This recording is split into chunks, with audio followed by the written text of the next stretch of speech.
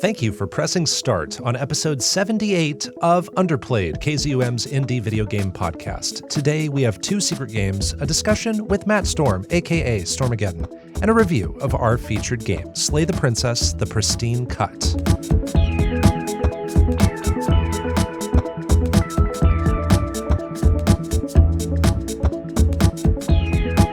Here on Underplayed, we review indie games of all kinds, the games with small budgets but big hearts, the lesser-known experiences with imaginative ideas. I'm Bo Poe, and I'm joined by another. He's got the platinum in Going Under. It's one of his numerous claims to fame. He's the ob to your ib in a cooperative game. He runs like a pony. He loves pepperoni. It's the one and only DiscoCola. What's going on? You know, I wasn't totally ready to be here today, so I tried to turn around and go home, but I found myself right in front of the studio anyways, so here I am. How are you? And you're here to slay me. I'm doing just fine. My internal voice of the smitten, a voice that is smitten by indie games. Those are references to our featured game, Slay the Princess, the Pristine Cut, the first featured game of Season 8 of Underplayed. Welcome to Season 8. Yes, let me tell you, I am smitten with that new rhyme. Damn, my dude, that was a good one. Thank you. I spent nailed it. Little more time on that one than others. Wow. Well, it shows, and I love it. And way to get pepperoni in there. Like, what an achievement. That's one of those rhymes where you'd think he used pepperoni. He totally built that whole thing around pepperoni.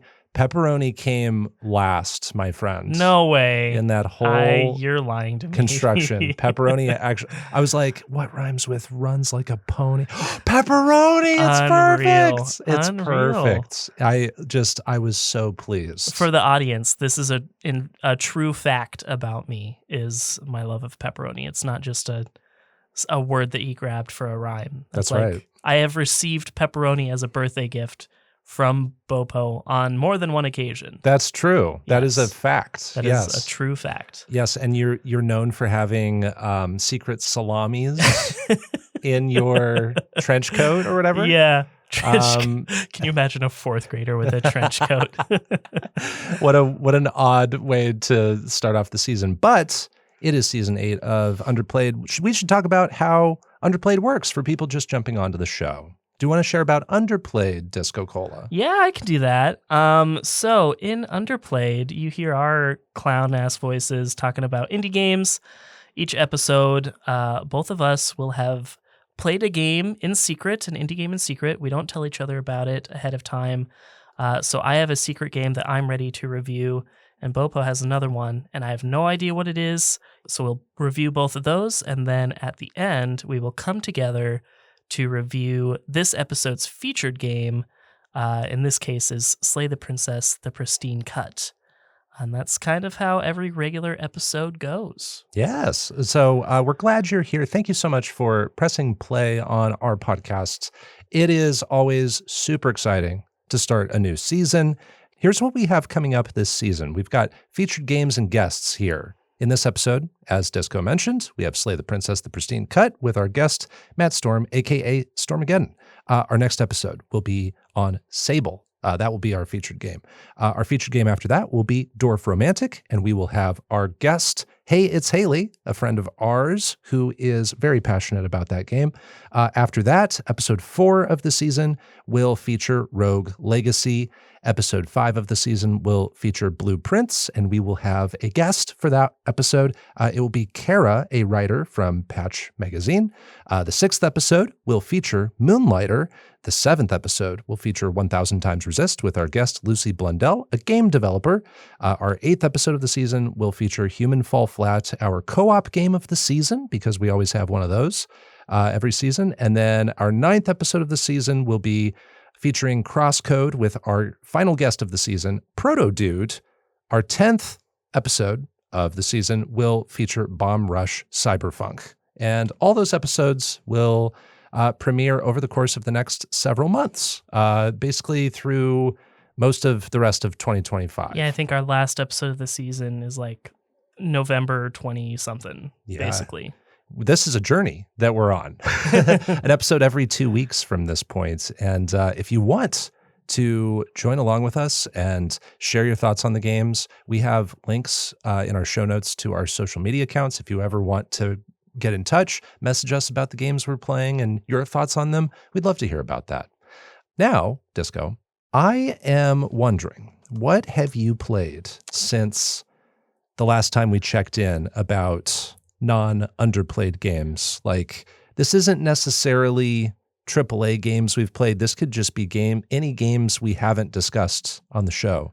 The last time we did this for real, would have been the beginning of season 7. So I'm kind of opening it up to the last 5-6 months. Oh my goodness. If you want, but no pressure to share that much. What have you been playing? One of them you shared in that little rhyme. I finally finished going under. Oh, let's go. I got the platinum, and then it took a lot longer, but I did finally finish all the trophies for the DLC, which was quite difficult. And you said you had been working on this a little bit. Yeah. At the end of last season, I was working on that. That's very cool. And how long did it take to get this done, would you say? I mean, in terms of hours played, or in terms of PSN says it took you 2 years to finish this. Oh, no. I mean, hours played for going under. A lot. Over 60. Wow. Maybe 70. Wow. That is a lot. It was a lot. That's wild. The DLC is really hard. I bet. Dang. Well, because you got a platinum trophy in going under, I got a little something here. I'm excited. Oh, that was a little disappointing, wasn't it? Yeah. After all that work. Yeah, I know. Oh, there you go. There it is. That's so pretty. There you go. So, congratulations. Thank you. DiscoCola. But yeah, in terms of over all of season 7, as well as anything that wasn't part of the season 7 lineup, I played more Ghost Game. I'm only Ghost Song. I'm only a Untitled Ghost Game. There's also a Digimon season called Ghost Game. So anyways, okay. I'm only a couple trophies away from that platinum at this point. Chipping away Iris and the Giant. I played some Far Lone Sails a couple weeks ago to try and clean up some trophies. I've noticed you've done this thing called, I'm not going to have the right term for it, but it's like a grab bag of... A variety pack. A variety pack. I call it. Yeah. On stream, when you stream. It's been kind of fun. But as anyone who has watched the variety pack stream will tell you, the first game is the only one that is really random, and then after that, Disco just plays what he wants. Okay. So... Yeah. So you go in thinking it's all going to be random? Well, I do it with a die roll. And nice. Some games are assigned to more than one, so they have a higher chance of being picked. Okay. So the first game is usually random, but then after I played Far Lone Sails, I think it rolled for the one I wanted to play the least. And it was just I'm just going to play Downwell. Yeah. And then that's just what happened. Fair. Okay. But yeah, I played some Far Lone Sails. Still didn't finish it yet, but I'm working on it.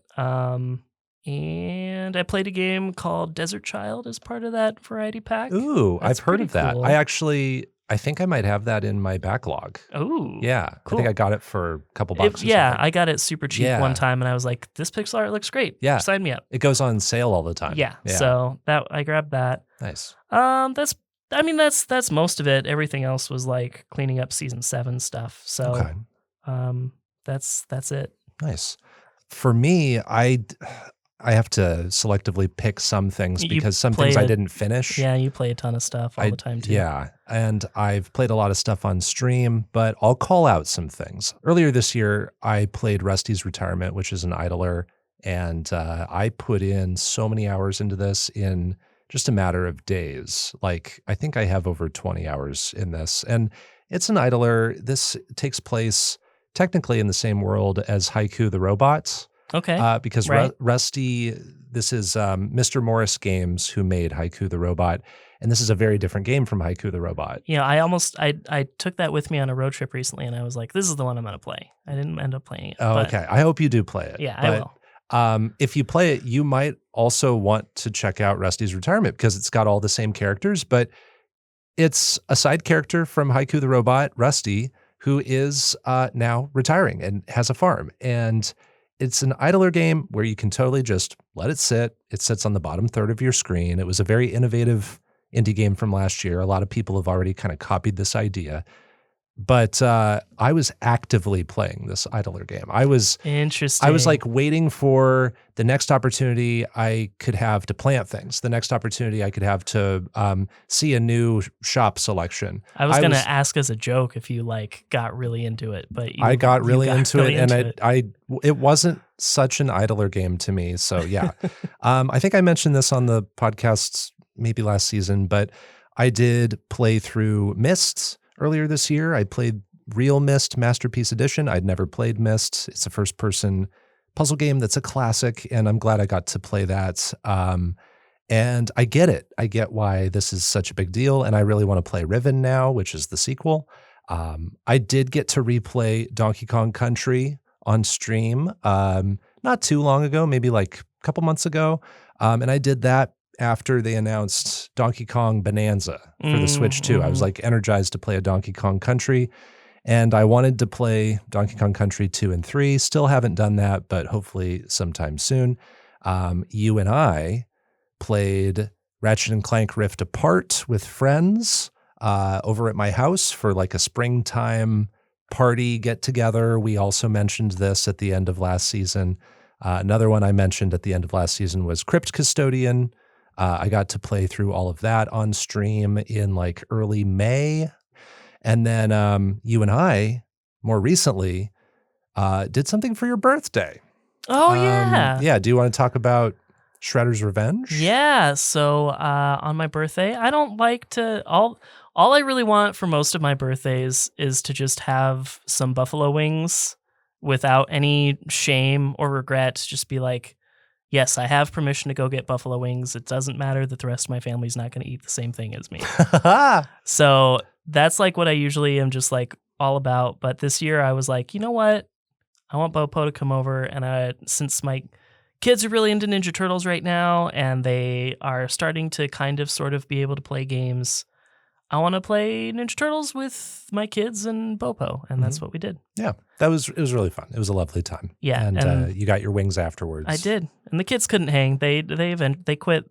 My 5-year-old quit around chapter 4, I think. That's okay. We lost some stragglers, but you and I made it to the finish line. We did. We finished the game. Yes, which I didn't expect to do necessarily. It's a pretty short game. You can finish it in 2.5, 3 hours, and we marathoned it. Yeah, it wasn't nice. So bad. Oh, sorry. I have one question. Okay. What is your go-to wing flavor? You know, it depends on the place, but like generally I'm just like original buffalo. As long like if there's like a difference between like a medium and a hot, I'll get the hot one. Mm-hmm. But some places it's just like I tried this new wing place, when my family went out of town recently, and I got their, traditional hot sauce. It wasn't hot enough for me. So it depends. You kind of have to live and learn.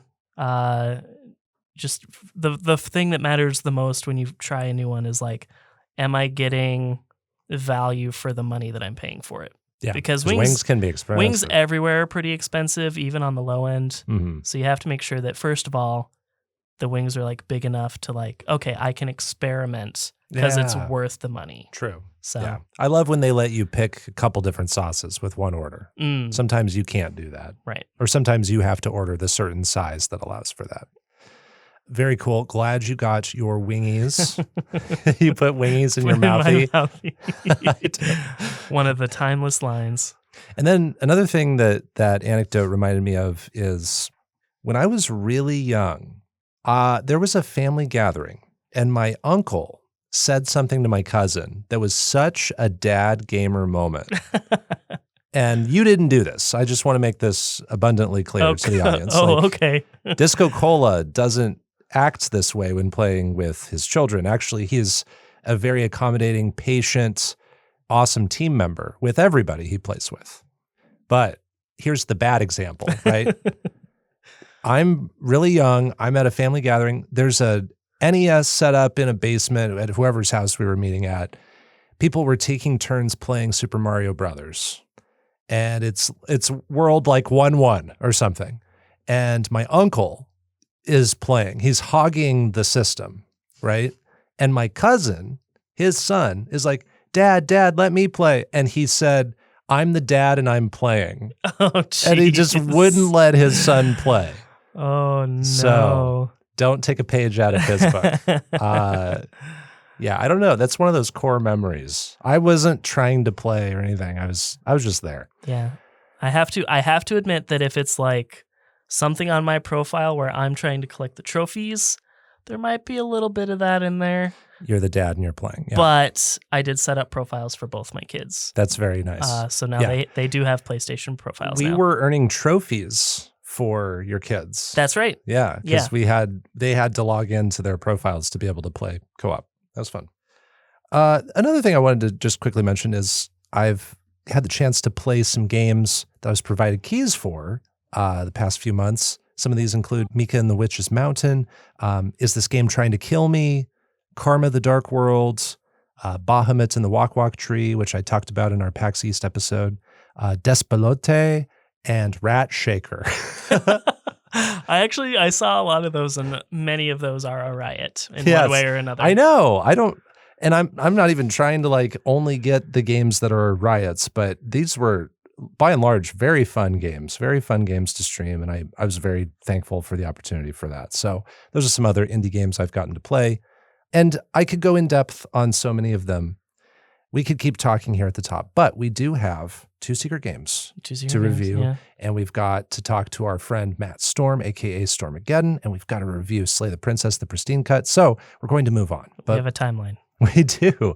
But before we move on, there are a few very easy ways to support Underplayed. They cost nothing. They take almost no time at all, and we would really appreciate you doing these things for us if you haven't already. So 1, give us a follow and a 5-star rating on podcast platforms like Spotify and Apple Podcasts. That makes us appear more consistently for you and for others. 2, you can follow us across social media using the links in our show notes. And 3, sharing our podcast by reposting our stuff on socials and telling your indie game loving friends about us means the world. That's the best one. That is such a kind gesture, and it's so easy to do. And as always, we love you. Thank you for listening. It's time for our secret games. The secret games, secret games that you're playing. The secret games,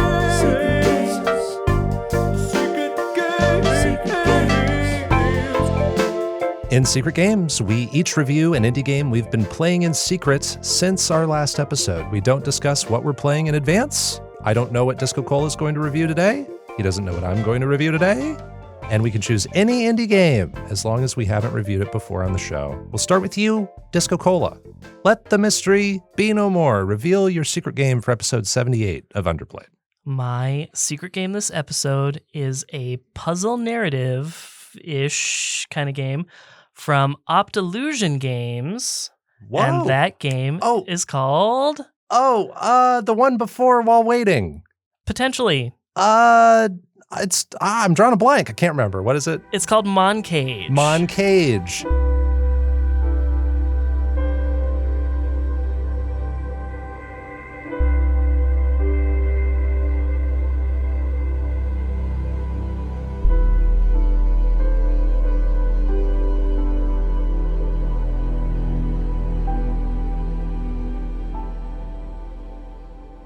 Amazing. And so that is my secret game. That is awesome. Cool. I got to talk to the folks at the Optillusion booth at PAX East about all their games, and they did mention Moncage a few times. Okay. And I got to look at the Steam page for it, but I haven't played it. Dope. Haven't ever played this one. That's so cool. So I don't remember hearing about Moncage in our PAX episode, and I don't remember how I came across it, if I'm honest. It's pretty recent discovery for me. I think it might have just been like a recommended YouTube trailer or something. Yeah. But anyways, in Moncage, you don't necessarily seem to be playing as someone specific, but you do play the game by rotating this cube, and 5 sides of this cube are showing scenes and or objects from a man's life at various times. And the main thing about Moncage is that certain objects will match up with other objects on different sides of the cube, and linking these objects together to create a fuller object will trigger some sort of change in one or more of the scenes. So For example, on one side of the cube, you might have a scale on it in like an office setting or in just like on a table. And another side of the cube will have maybe a crane. And you will link these two objects together, lining them up perfectly. And now the scale is actually reaching across two sides of the cube, and it functions like a scale in that other image as well.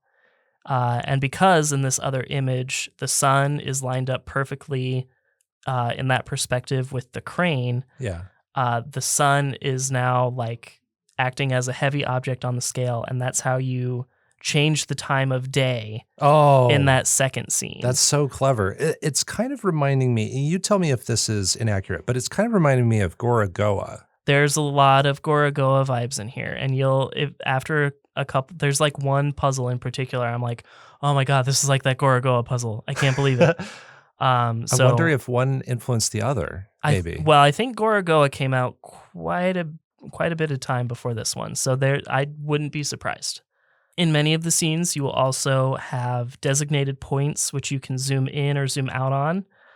So not only are you changing perspectives by rotating your cube, you're also changing perspectives by zooming in and out, all the while trying to match up objects across different sides of your cube. And then solving all these puzzles will trigger some sort of animation on your current side, which will possibly grant you even more depth to zoom in on or access maybe closets or drawers that you didn't have access to before. And in many cases, puzzles that open doors or curtains will completely change the scene on one of the opposite ends of the cube. So like that scene that was there before, you're done with it, you're moving on to something different. And then the last bit of Moncage that's worth mentioning is the picture album. When you're zooming in and or solving puzzles, you will be able to collect hidden Polaroids.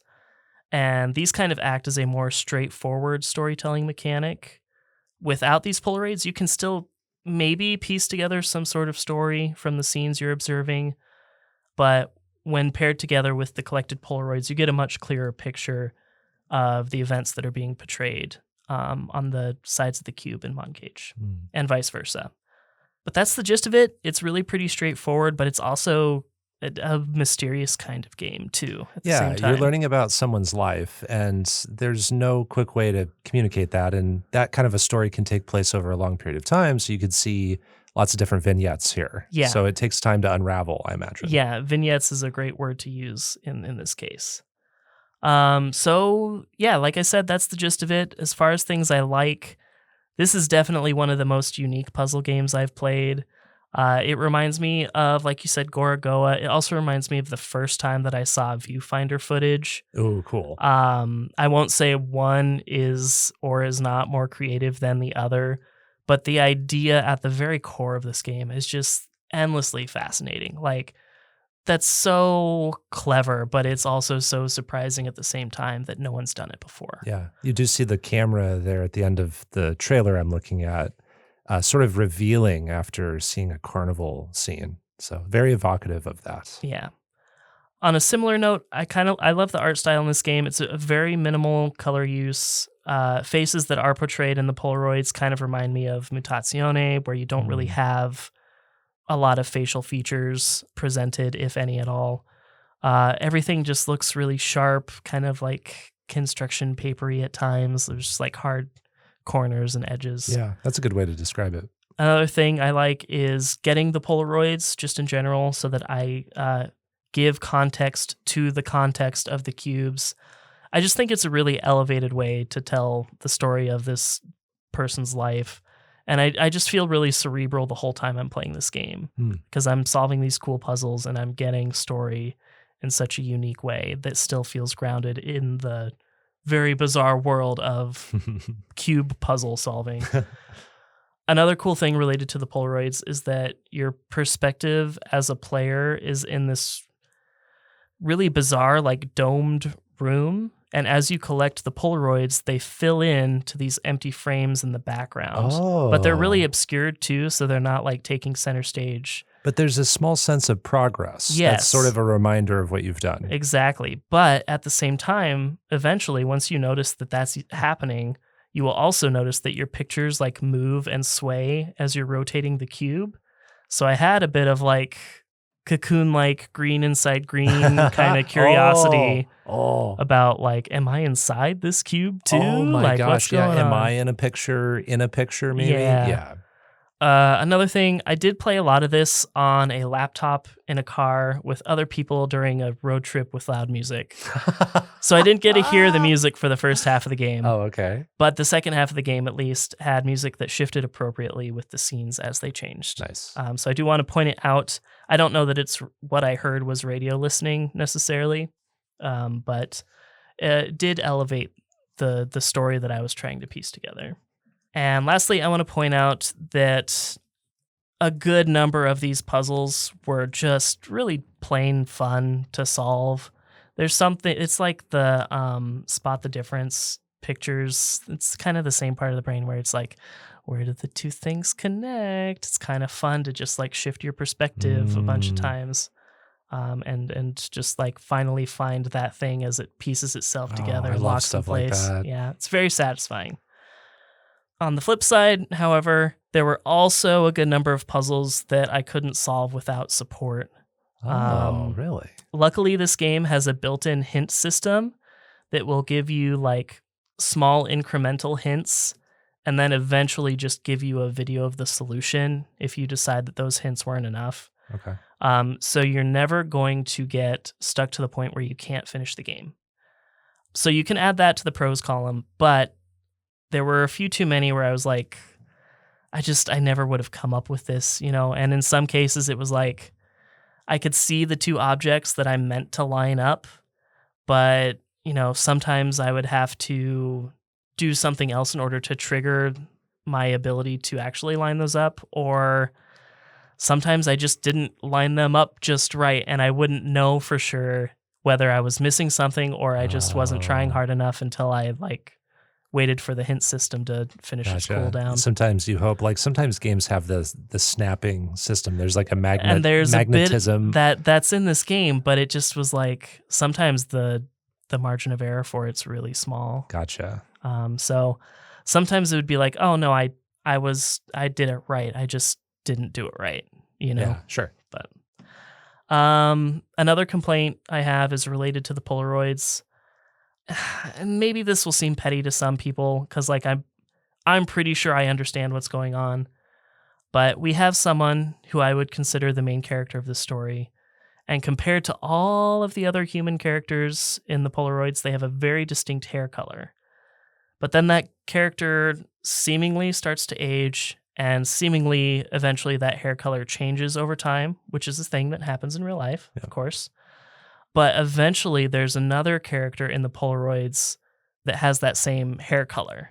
And like this hair color thing is very intentional. And I'm very confident that the main character's hair color changes over time, but I'm not 100% sure. So like whether it does or not changes the impact of what we see in the Polaroids and then ultimately in the ending.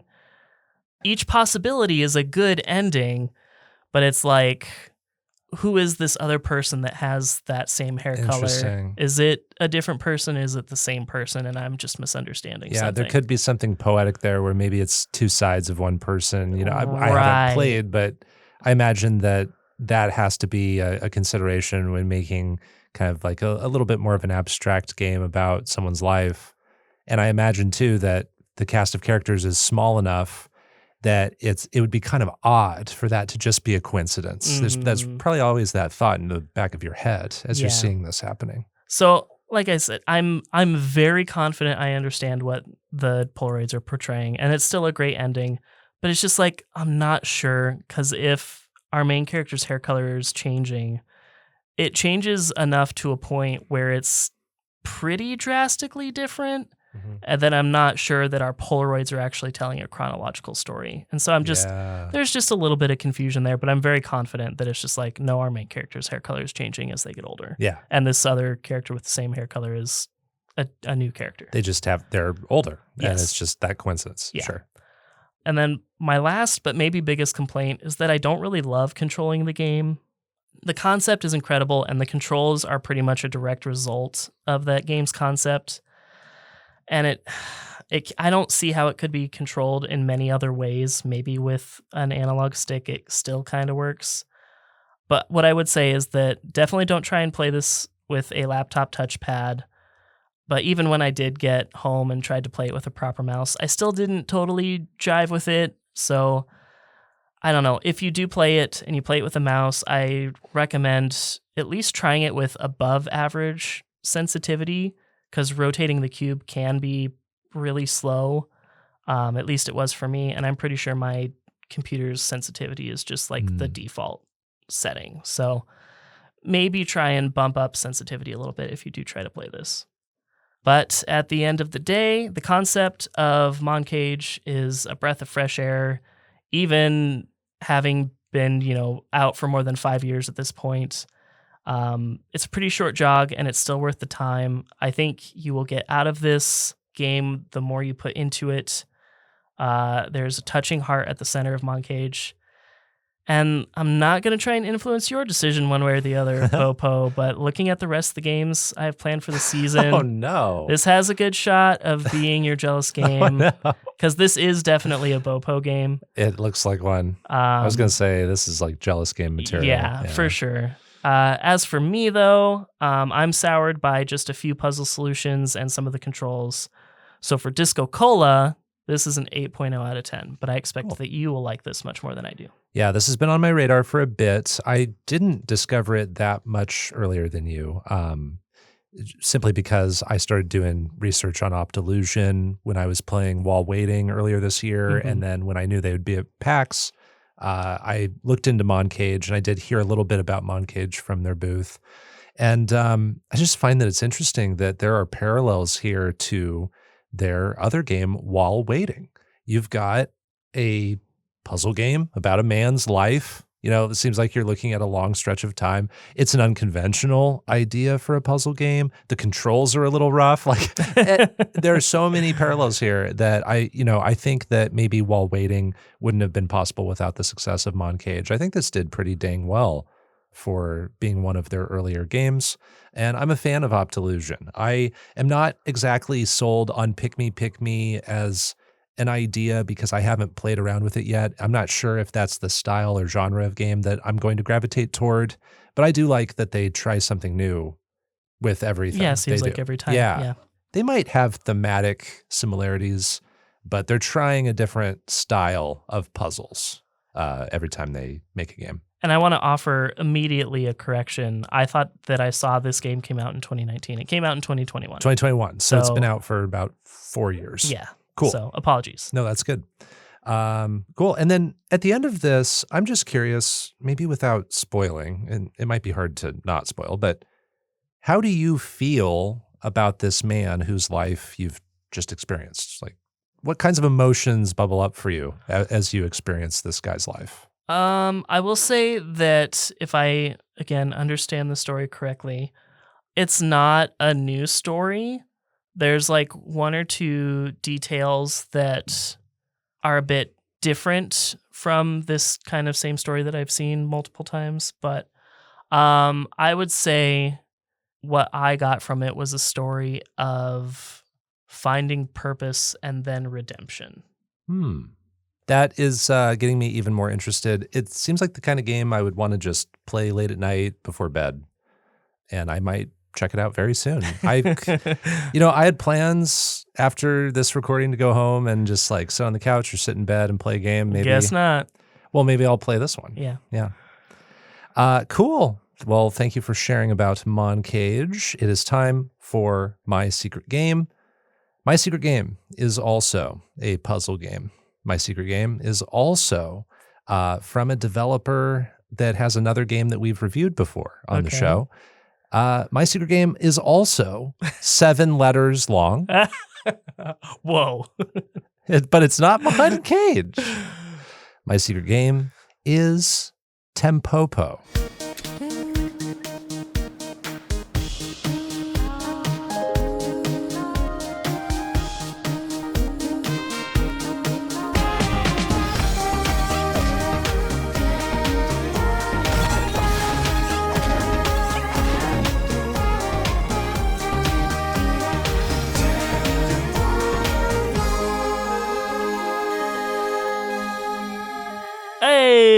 know this one. I wasn't sure when it was going to show up, but I had a feeling Yes. someday. Yes. So, Tempopo is a 2025 music puzzle game. It was developed by Witchbeam, the creators We know them. We know them. Creators of Unpacking. It was published by Colt Games. The game synopsis from the Steam storefront reads, quote, a psychedelic soundscape in the sky. Puzzle through the seasons by conducting chaotic tempopo to rescue musical flowers. Design and populate your melodic garden, then let the music play, end quote. I want to thank Neon Hive for providing me a key to play and review the game. They actually did that on release week of the game a while back, and now I get to review it on Underplayed, and I'm very excited because I think this game is very special. I'm kind of spoiling my overall thoughts, but I've been looking forward to this for a while, and this game kind of feels like Witchbeam's, I don't know if like blank check game is the right term for it, but like, when I've never heard that term before, but well, so in movies, a director who makes a movie that does really well, they might get a blank check movie where they get to make whatever the hell they want. Like Damien Chazelle made Babylon, which is a very experimental, very polarizing film that is super ambitious. No studio would have ever greenlit it had he not made La La Land and other things before. So I'm kind of stealing that concept and bringing it over to the game world. Tempopo, I imagine, is not the largest budget game and the most ambitious game, but it is a game that feels like it's a very specific concept and we really want to do it. And we made Unpacking. We can do whatever we want. Let's do Tempopo. And I just love that. So in this game, you play as Hannah, a girl who is gifted at conducting and music. And this takes place across islands in the sky where you see spring is in bloom. Hannah decides to put on a concert in the sky, and a gust of wind carries her musical flowers away. But there are these pink magical creatures called Tempopo who agree to help her gather the flowers back. And you do this by going into island levels one by one and placing instructions down on the ground for Tempopo to take so that they can collect the flowers and reach an exit. So Tempopo are very eager to help, but they can't do things on their own. They need Hannah's instructions. And so you're placing these things on the ground, maybe instructions to smash, to turn into a block, to push things, to lift other Tempopo up with a short gust of wind. And it feels like Lemmings meets a rhythm game, meets grid-based puzzles. You have to watch out for chompers that chase and eat your Tempopo in some levels. There are always ledges you could fall off, and there are other dangers as well. And each level is specifying the directions you're given. So when you go into a level on the default difficulty, like the normal difficulty, if you will, you're given a preset set of instructions that you have to figure out where to place. There are other difficulty levels where you're just given the freedom to put any instructions anywhere, and so it's kind of this, you can choose how much you want the game to guide you as far as what you're allowed to put down.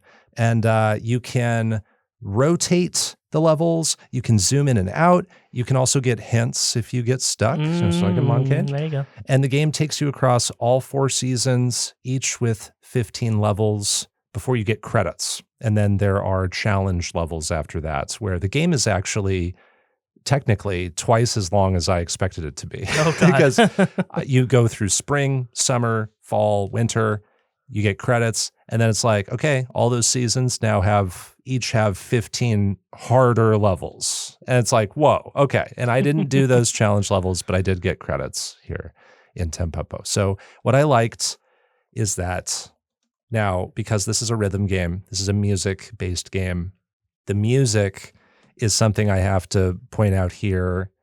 First and foremost, the music is lively and insanely boppy. It's so good. Each level has various versions of the same theme going on. So you'll hear a thinking version. This is where you're placing and planning things. Then when you try out the strategy you've just placed down, when you want the Tempopo to actually start moving to the music and take your directions, you hear the action version of that theme. And then if you get all the flowers successfully and you bring them to the gates, you get the success version, which is even livelier. So it starts kind of relaxed and it gets livelier with each of these themes. And I think that's so fun because it feels very cohesive within one level. You start at this place where I'm just in this Zen puzzle solving mode. Now I'm in the investigation mode of, did that work?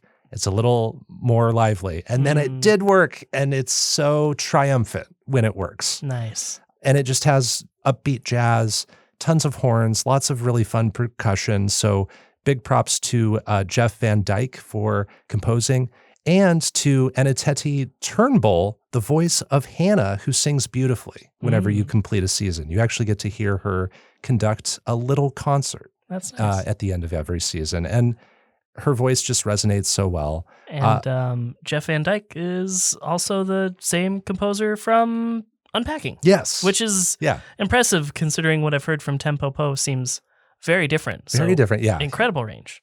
Incredible. Yeah. So I think he is incredible, and he works with the Witchbeam team super well. I can't think of another game that sounds so celebratory with its music when you succeed. That's probably the biggest praise I can give to Jeff. I love the puzzle solving in this game. It is very rewarding in two styles of puzzle solving. There is looking at the big picture of a level and what it's about. And then there's the micro level of fine-tuning your approach. So an example of this, or just to expand on this a little bit more, each level, you could argue, might have a pitch that you'd give about what the concept is. Like, this is the level where you're running away from a bunch of chompers and you have to always be outrunning them. Or this is the level where you push blocks into gaps to make bridges. Or this is the level where you smash a lot of stuff, right? You can look at a level and kind of get what the thing is. From there, you feel this intuition for where to place instructions. So you get into the rhythm of, okay, if this is the level where you're supposed to smash stuff, I should probably put the smashing instruction in front of some of the blocks that seem like they'd block a path. And from that, you see how it works out and you see what might not work. And from that, you fine tune. You start at this macro level and you slowly work your way down until the Tempopo are doing exactly what you want to do. And the way the game guides you from the macro to the micro level is making you feel so smart. I mean, I genuinely do give myself props for being, smart enough to figure out most of the puzzles on my own. But because the idea of the level is so clear sometimes, it sort of tells a story about what you should be doing before you start doing it. And I love that design here. Levels can look intimidating at first, but the two facets of that design allow you to really start with the big picture and work your way down. I think this game is incredibly polished. The presentation is gorgeous. The game has rules that always work flawlessly. The mistakes are always your fault, not the game's. It all runs so smoothly. This game feels perfect to play. It's just so polished, and we don't give this praise that often. I think a lot of games we play are polished. But when you play a game that's this polished, you have to call it out. Yeah. It's not something I'm always thinking of. It's like, oh, wow, I have no complaints about this. But then if it's like, oh, no, they thought of everything. No, yeah. And sometimes when a thing is working so well, you don't even think about how good it is because it's something you take for granted. Like something that doesn't break is technically a good thing, but you're not going to call it out all the time. But in Tempopo, it's so polished that I have to comment on it. I love that there's a significant amount of content here. There are those 60 levels that I played. Then there are dozens more of those challenge puzzles. This game also has moments of Zen where we can go into Hannah's garden or the Melody Garden and we can place flowers and create our own songs. I'm not someone who immediately jumps to doing that kind of thing in these games, but as you collect these flowers in the levels, that gives you an inventory of flowers you can then place in Hannah's garden. And it's almost like you're showing off your trophies of what you've collected in a way. And you're Which I'm into. Yeah. And as you're placing them, the way you place them creates a different song. And so then you can play that song, and that's fun to play around with. And then I love the accessibility and approachability features. There are those difficulties that allow for a wide variety of players to enjoy this. And I really love the hint system. It is perfect for giving you a clue without holding your hand. So I asked for hints several times in this game, and all it would do sometimes is just point to a tile, and it would say, something goes here. It doesn't tell me what goes there. It just says, something goes here. And then I can go, okay, that gives me the next level of knowledge I need. Or it might say, an instruction does go here, but not this one. Oh, interesting. And I love that. It's just the perfect amount. It doesn't hold my hand. It gives me just a little tip. And I was able to still feel the satisfaction of finishing a level a lot of the time, even when I was doing hints. I do have dislikes for Tempopo. It can be hard to see the relationship of tiles through walls and around corners, like how adjacent something is to another thing. That can sometimes be obscured. And so you have to do this thing where you rotate the camera in some levels quite a bit. The game is also surprisingly a little too hands-off with how the rules work sometimes. This is a very wholesome game. It's a very kind game, a very colorful, bright game. You'd think that along with that, the game would like maybe be a little bit too much in your face with explaining the rules. And to its credit, it leaves a lot of that discovery up to you. But sometimes mechanics, I thought, were just a little mysterious, and I just had to do trial and error to figure it out. And sometimes my learnings were accidental. I wasn't actually aware that there was something to learn. I just happened to learn something. And maybe that's just like 4D chess level game design that I don't understand as being 4D chess level game design. Right. But I just thought maybe a few things could have gotten some explanations. And then there were occasional times where the game suddenly quite advanced in difficulty, and I did have to use hints a few more times than I'd liked. But overall, Tempopo is super polished. It's super lively. It's kind-hearted. It has some of the best music of 2025. The puzzles are so satisfying. It's easy to both marathon this game and put it down when you need to. I think rhythm and puzzle fans need to play this. I'm going to rate it 9.5 out of 10. I called it. Nice. Ah, And it's playable on PC, which is the version I played, Mac, Linux, Switch, and Xbox Series. well, cool. Yeah, I don't have a lot of questions. I will say that I was not necessarily like super stoked for this game. I think mostly because of what you said, that like looking at the levels can feel overwhelming.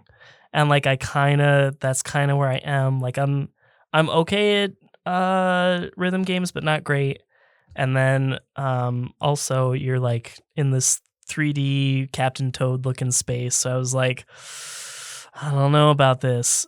But the way you described the macro to micro like sections of a level reminds me of how my brain kind of deals with troubleshooting when I'm at work, and that's kind of one of my favorite things to do when something goes wrong. Yeah, you always turn to the Tempopo at work, and they help you. Yeah. No, but seriously, I love the like, okay, this piece of equipment isn't working. Yeah. And so I investigate like down the pathway, like, okay, what piece of equipment is causing this to not function? Is it this literal piece of equipment? Is it this cable? Is it, something inside this other piece of equipment? And that's kind of the way you described it kind of reminds me of that. And I have a natural kind of troubleshooting talent. Actually, and I do credit you there too. Like I can back you up on that. You're a great troubleshooter. And I think troubleshooting is a very interesting way to describe the puzzles in this game. I think that's a super accurate description, actually. And it's one that I haven't seen people use. When you try something out and your Tempopo pick up flower 1, and then they pick up flower 2, and this one is lifting this one up, and then this one over here is turning into a block, allowing this other Tempopo to cross a gap, you're like, it's working. I'm so smart. And then you get to the very end, you're watching it for like 60 seconds, you get to the very end, and one of the Tempopo misses a flower, and then this Tempopo over here that has a flower, it just jumped off the cliff, so it can't go to the gate. And so, oh no, I can't get all the flowers. I almost made it, I need to troubleshoot what happens. Mm-hmm. And then you've got most of it. You're almost there. It's almost like you're solving a series of small puzzles that add up to the big thing. And when you go into a level, it's already giving you the idea of what the level's about just by giving you the name of the level. Like my favorite level in the game is called Slide Surfers. Mm-hmm. You can imagine that one's about sliding in some way. And it's going to be about, slight spoiler, that one's about a Tempopo getting on a block and another Tempopo pushes that block, and that Tempopo on the block is surfing in a way in the air. Oh, dope. And that's how they get to a gate at the end of the level. Now, I didn't tell you how to get all the flowers in the level, but that's the idea. And the name of the level is always up in the corner. So it's always this reminder of, hey, you might be stuck. You might have no clue on where to start. But remember, the name is called Slide Surfers. That's like a little hint system in its own. And I think that's super cool too. Yeah, that's pretty dope. Yeah. So I am still a little bit overwhelmed just looking at it, but that encourages me to like maybe try it at least. I think the early levels, the springtime levels are super approachable. And I think if people are kind of interested, they could maybe try those springtime levels. I don't know if the demo is still available on Steam, but try some springtime levels if you pick up this game. And then beyond that, you might have the itch to go on to summer and then autumn and winter. Now, how much of this game did you finish? I imagine you ran credits. You did the 60 I did the levels? I did the like base 60 levels, and then I played a few of the challenge levels, but I didn't do much beyond that. I tried a little bit of the music making, but not a ton. Okay. And how long did that take you? On Steam, I think I have about 7.5 hours in this game. Oh, that's surprisingly fast for something that has levels where it's like you have to watch the dudes do the thing. You do, but nothing is ever that painfully long to watch. I mean, you're always enjoying listening to the music, but you're iterating so much. You can also watch an attempt and decide to just restart. You can decide to stop that attempt to fix something real quick. You don't have to sit there waiting for failure. And there are also really nice touches like when you accidentally get into a loop of Tempopo going in a circle to the beat of the music because that's how you've set up the level and they're not going to get to the end. Hannah is always in the corner like conducting and she'll start to like look exhausted. Her facial expression tells you how you're doing. So if you're picking up all the flowers, she's happy. And then if someone picks up a flower and then falls in a pit and dies, she's like, oh no, crap, so she gives you this visual feedback and she is super expressive. Awesome. So I love Hannah. Cool. She's great. She's a great little girl character that is just kind-hearted and has a beautiful voice, and I just love it. I think this game is a complete joy, and I think more people need to play it. It has surprisingly few reviews on Steam, for instance. That is, quote, appalling. Right? Yeah. So I think more people should play this, and that's part of the reason why I wanted to pick it for Underplayed too. So those are our secret games, Moncage and Tempopo. Let's move on to our discussion with Matt Storm, aka Stormageddon, this episode's special guests. You are listening to a podcast. The name of that podcast is Underplayed. In Underplayed are reviews for 2 secret games. After those secret games is a featured game. That featured game is Slay the Princess.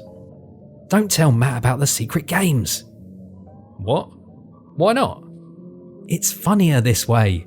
It'll throw them off their game. They'll be listening close to other games that get mentioned, ever wondering. It'll drive them crazy. I really don't think Matt will care that much. Wait, the secret games are done? That's not right. This is supposed to be at the beginning of the episode. Says who? The boys haven't ever done this before. There's no rules. We can all do whatever we want. Well, not whatever we want. The episode has to move on at some point. If you all keep talking, we'll never get to hear the new rhyme. I could do the rhyme. Please, don't. Disco didn't give Andrew enough time to record this part. We have to move on. Or maybe Andrew should rhyme. Record? What are you on about? But, yes, can we please get on with the show? Well, I'm ready for this rhyme you're all talking about. That sounds exciting. Before anyone else can cause delay, Bopo cuts this skit and introduces this episode's special guest. Who's that appearing on our waveform? In our opinion, they're a perfect storm. They co-host a wonderful podcast including passionate discussions with their bestie Jeff Moonin.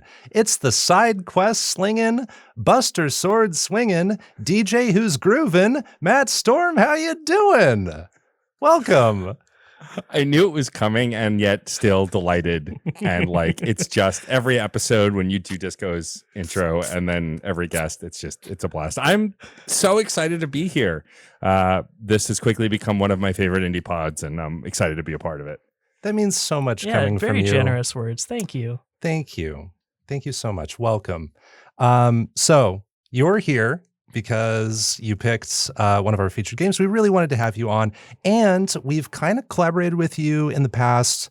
We've both done side quest episodes, which, we're not sitting down and doing a podcast with you, but you did invite us to do those episodes, and we were super grateful for the opportunity. So it's great to do this in response. Yeah, totally. I mean, I love when folks do side quests. It's my passion project. We'll get more to that in a minute, but like it is a collaboration, but you're right. There's no there's communication via email or DMs or whatever, but there's no like proper chat. It's just you send me a monologue and then I edit it and make it sound even better than it already does. Yeah, it's great. It's magic what you do.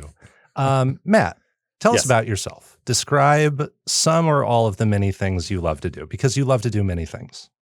Yeah. If we really went through the breadth and depth, we would be here a while. So I'll do the short version. But I am a podcaster and a DJ.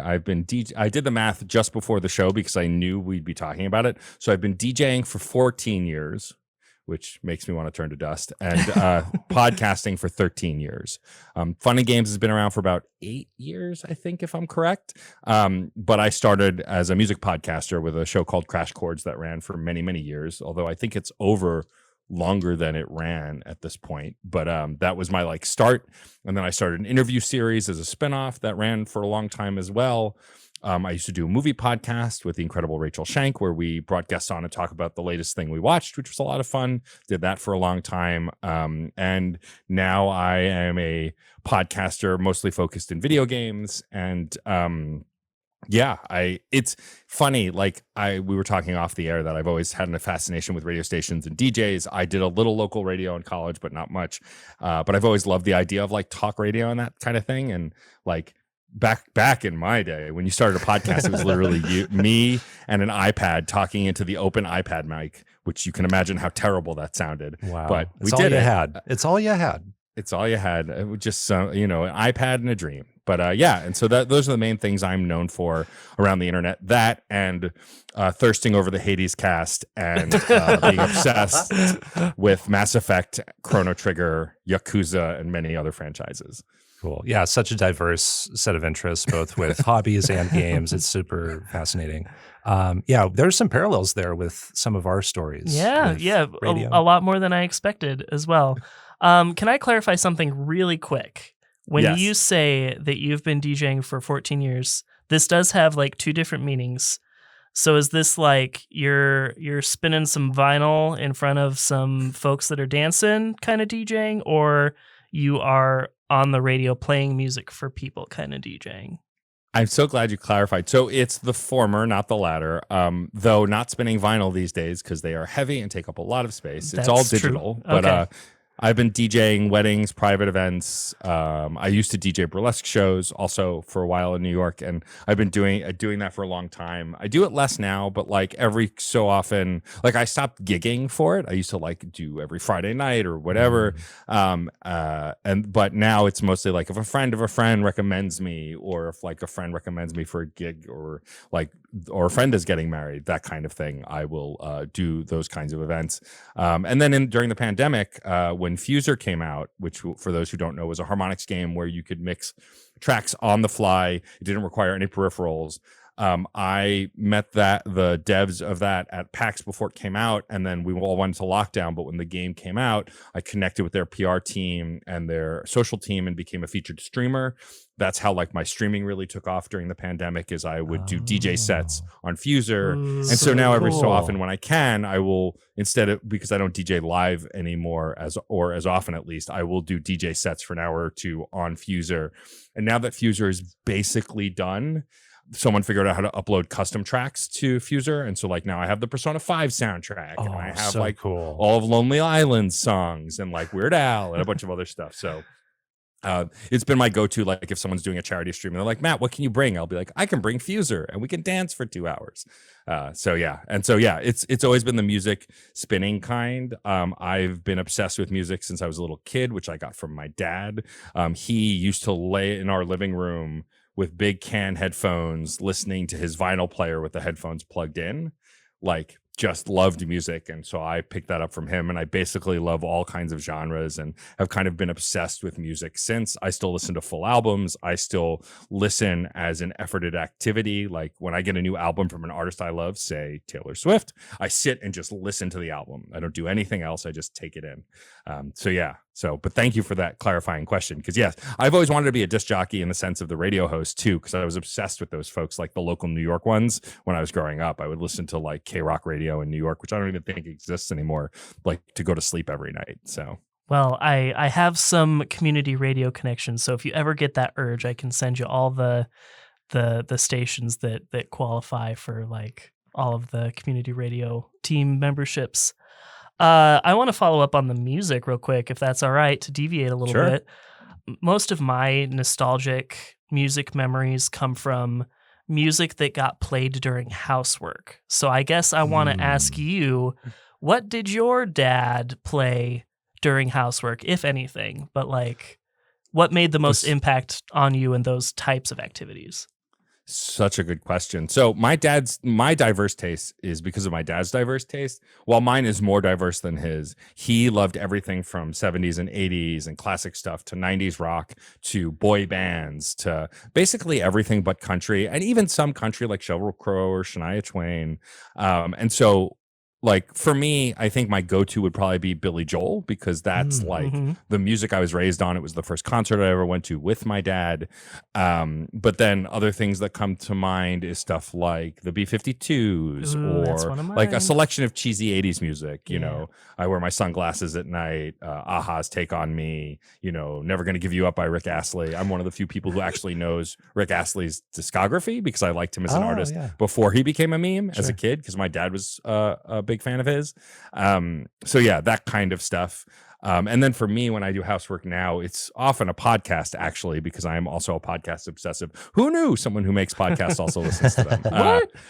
But often I will listen to whatever the latest thing is. Like right now, I've been obsessed with a band called Sleep Token. They are a heavy rock outfit that are like a mix of hip hop and R&B and pop rock. And their singer is masked. I think the whole band is, but for sure the singer is. So it's like the mystery identity thing, which we haven't really seen since Slipknot all took off their masks. So I've always been fascinated by that.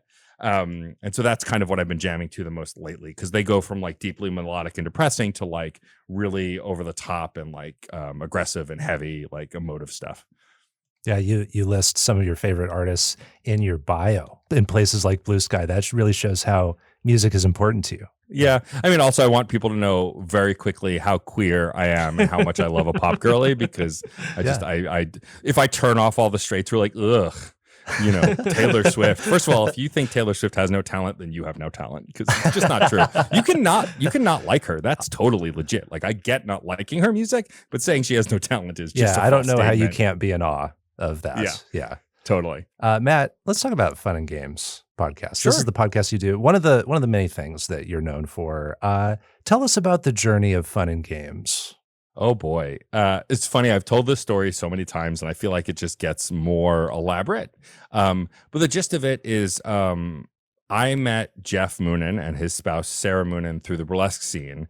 And my spouse also being named Sarah, the four of us became fast friends and hung out a bunch. And I found out that Sarah and Jeff like video games, and so we would often talk about video games. And then I remember we were in our apartment one day, and I don't know if this happens to you, but as a nerd, when I get excited about something, I get a little emphatic and a little loud. And so totally uncommon amongst nerds, never happens, passionately geeking out about a thing. But Jeff and I were on one side of the apartment talking, and the Sarahs were on the other side, and we were just getting very loud. And at one point, Jeff Sarah basically said something along the lines of, God, will you guys stop? Why don't you just go start a podcast or something?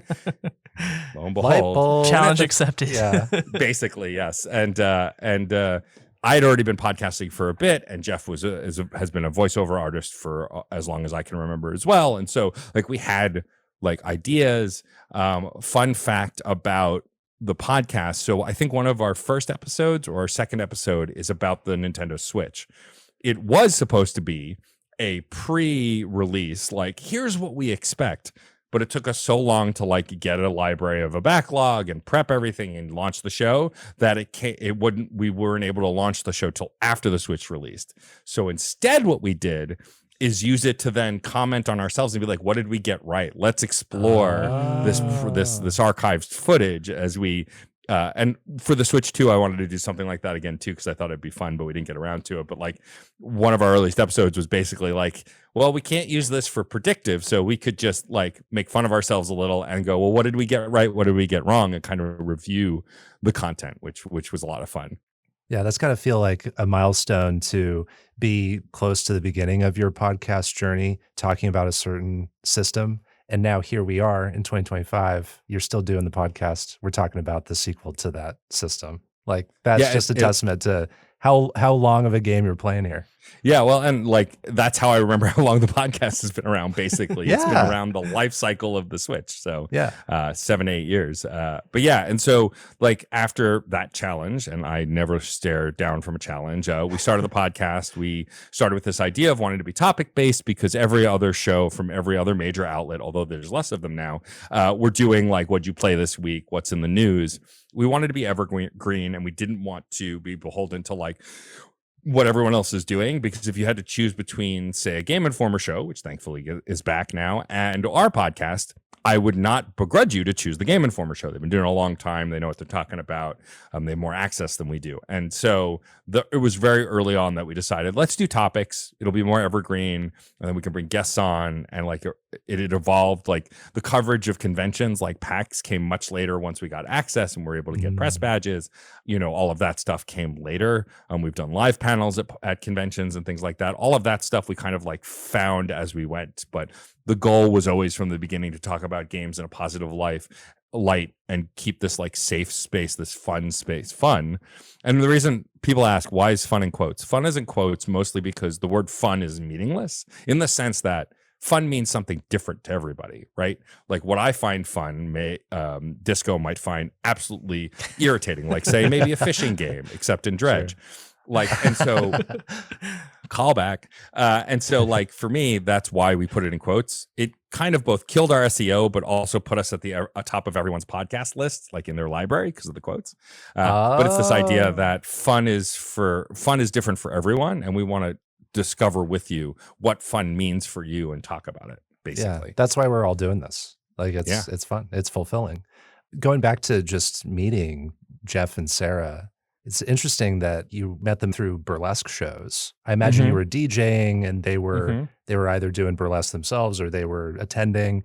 It's an interesting quick moment of your interests sort of crossing over. Maybe you didn't start bonding over games immediately, but doing that thing allowed this friendship to flourish and this podcast to flourish. I just love seeing the connection of those things. I love seeing where things come from. I'm just curious if you've seen your passions overlap in other ways, if you can think of examples. Oh, totally. So it's funny, like, so burlesque, we actually first met at the wedding of a a cosplayer and burlesque performer that I was DJing for. And we were sat next to them at like the showbiz table with another burlesque host who's also an actor that Sarah had known. And so we had just gotten to chatting. But also, a lot of the shows I did were nerdlesque, which is a nerd-focused burlesque, often themed shows around Marvel or video games or The Simpsons or whatever, Lord of the Rings.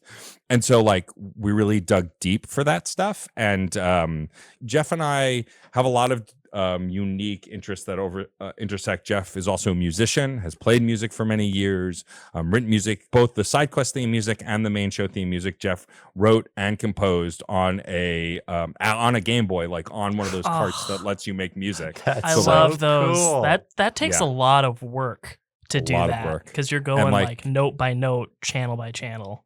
Mm-hmm. And so he created both of those themes, and and so like our passion for music overlaps. I am a big fan, like I said, of all genres, but one genre that was close to my heart because I knew a lot of artists in the scene was nerdcore rap. MC Frontalot, of course, making it famous, as well as Magaran, but there are tons of other artists in the space, and a lot of them I'd become friends with, and Jeff had known some of them too. But like sharing nerdy songs about video games and TV and movies. There's a song that lives rent free in my heart. From Michael Kill. It's called The Moon, and it is a rap about like thanking folks and looking for the positive in light. And the sampled theme is the DuckTales Moon theme from the NES game that he punches up with a beat. I'll send it to both of you after the call, but like it's just like that's the kind of level of intersection of nerdiness that like I aspire to live in the space of. And that's kind of what brought me and Jeff close together. And while we do talk a lot about video games, we talk about movies and books and other things too. We have a lot of artistic interests that overlap. Yeah, that's great. It's not just bonding about games. It's everything in life that you encounter. So we're familiar with side quests, of course, having each done one at this point. How did that come to be specifically? And then how does it feel to allow others to express their love of those games? So side quest is purely born out of me hating how toxic the internet is. Back when Twitter was a place we did hang out on, I would constantly see negativity in that space, people naysaying and like going after folks for liking a thing. And I think the inspiration, if not the inception point, one of the early inception points was when Paper Mario the Origami King was coming out. Like we were starting to see some of the screenshots. There was one of the screenshots with him fighting a stapler, which I thought was incredible, or maybe it was the colored pencils. But like I remember seeing someone reply to a tweet of a photo going, "Oh man, this game's gonna suck." And like, I just got so angry. I was like, how do you know this game is going to suck from a picture? Like, you could say it doesn't look good or the graphics look funky, but to say the game sucks, first of all, it's short-minded. If you say anything sucks without any kind of like exploration or elaboration, it's meaningless, right? It doesn't have weight. But that things like that drove me so nuts. Or like when I would share a game that I love and the first comment would be, well, I didn't like that game. Okay, great. This is not a conversation for you. You can go be upset about it somewhere else, but I want to share my joy of this game. Why are you naysaying it? And so all of that frustrated me so much that I was like, you know what? I'm going to create a space where people can just unabashedly share why they love something. And I had just finished Control at the time, became obsessed with the Remedyverse, played Alan Wake shortly after that. And I was like, you know what? I'm going to do the first episode about Control. I haven't listened to that episode in a long time. That's like 380 something episodes ago. But like, I do know that I talked about Control for like 10 or 15 minutes without saying basically a word about the plot because I didn't want to ruin or like give away anything. Sure. Because that's my favorite thing about that game is like, there's one moment in that game that if you've played it, you know what that one moment is. And like, I never want to give it away. But like, and I just made this thing. And then I talked to Jeff about it. I was like, hey, I want to produce this series. And it came from something else. Also, we were a very long form podcast. I mean, you guys have listened to it. It typically an hour, sometimes an hour and a half. Can't really share that in a clip. You have to like curate clips if you want to share it. So I wanted something more bite-sized, more shareable. That was also the inspiration for side quests, like a short 5 to 15 minute thing that's easy to listen to, low investment. And so I chatted with Jeff about it and I said, look, I'll take it on. It'll be my project. I'll edit it. I'll produce it. I'll keep up the schedule. And we were originally like, all right, well, we'll alternate it every Friday with the main show. And I was like, okay. And then like I got a flood of episodes and I was like, what if I backlogged it and we did 3 times every 2 weeks, every Monday and every other Friday? And he's like, if you think you can keep it up, then sure. And I've missed some episodes here and there. I'm only human, but for the most part, it's been running all this time. We're coming up on our 400th episode. And then quickly before I answer part 2 of the question, once we hit 50, we were getting close to the 50th episode, which felt like a big milestone at the time. I went, we need to do something, right? What if we did a longer form version of this template, but with me and you, Jeff, and a guest? And we like still do the kind of deep diving on why we love something unabashedly and uncritically, but do it with a guest. And so we did. And I think the first one was Shovel Knight with my friend Nate. And then we've gone on to do many other milestone episodes. We did Chrono Trigger with Chrono Katie. We did Persona 5 Royal with Ken Shepard. We did Sea of Stars with Sarah Moonen. We did Super Mario World with Brian Shea. I listened to that one recently. Yeah, that one was a blast. Episode. Like that was one of those that was like, we've been trying to get Brian Shea on the main show for ages and scheduling wouldn't work out. And then we were like, well, let's do Super Mario World. Maybe Brian wants to do that. And he's like, are you kidding? Of course I want to talk about Super Mario World. That's awesome. And so, yeah, and it's just grown into this thing. And so like move towards the second question, how does it feel? It's the project I'm most proud of. And I don't say that lightly. I love fun and games. I love Reignite, which is the play along podcast I do that's focused on BioWare. I love both those shows, but there's something about giving people the freedom to say whatever they want and like not have to worry about what others will think. It's curated these moments that make it wholly unique because, as you both know, but the listeners may not, the rules for side quests is there are no rules other than you have to introduce yourself at the beginning. You have to talk about a game you love and why you love it. And then you have to sign off with happy gaming, which is our catchphrase. That's it.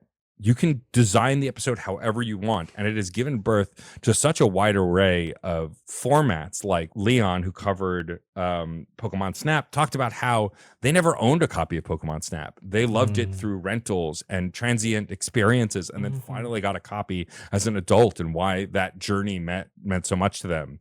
We had someone do an episode about RimWorld, and instead of just talking about the game, they talked about the narrative they created within their playthrough of RimWorld and talked about that story. I lost my dad at the end of last year, and I had thought of this then, but of course was in no condition to do it last October. But then earlier this year, I decided my dad didn't play a lot of video games. I loved showing him the new graphics. Like every time a new wrestling game came out, I went, look how real they look. Or I played a basketball game because we both love basketball. I was like, look how real they look. It looks like an actual game.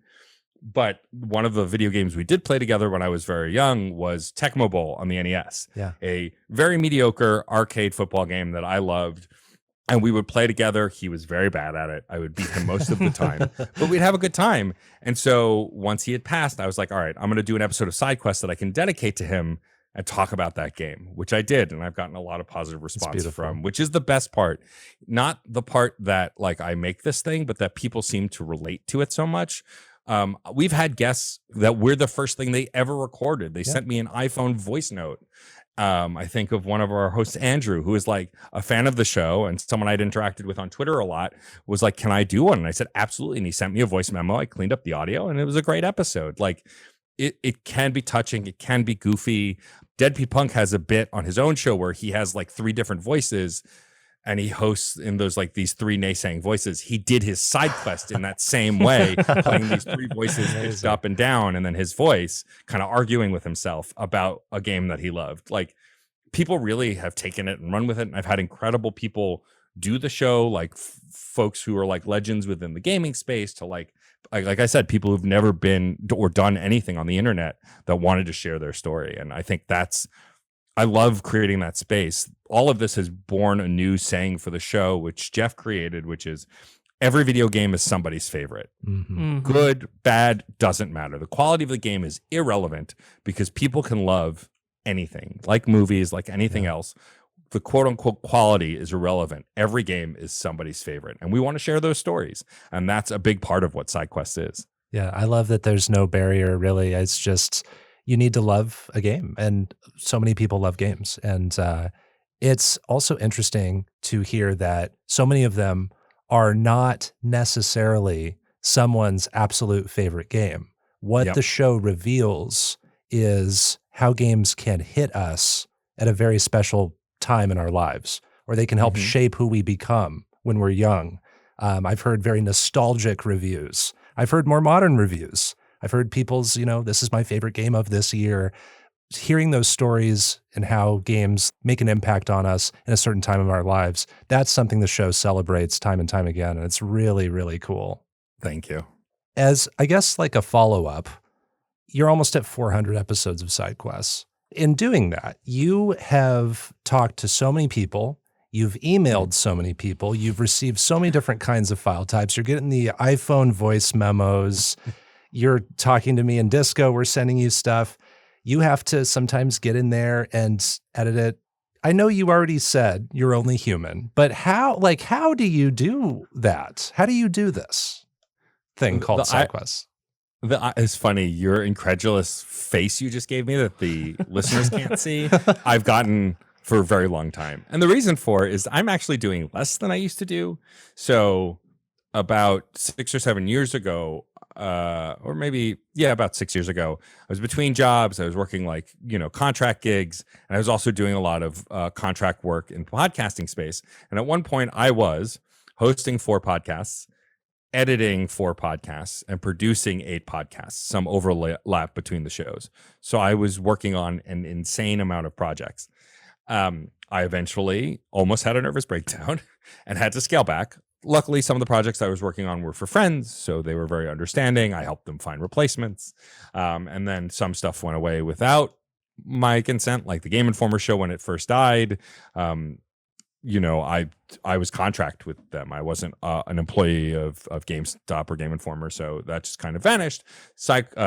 Screen Snark ended up ending because my co-host went on to become a wrestler, and it's incredible, and they're awesome. But just we didn't have time. It just wasn't meshing anymore in the way, and I didn't want to do that show without them, and so we decided to end it.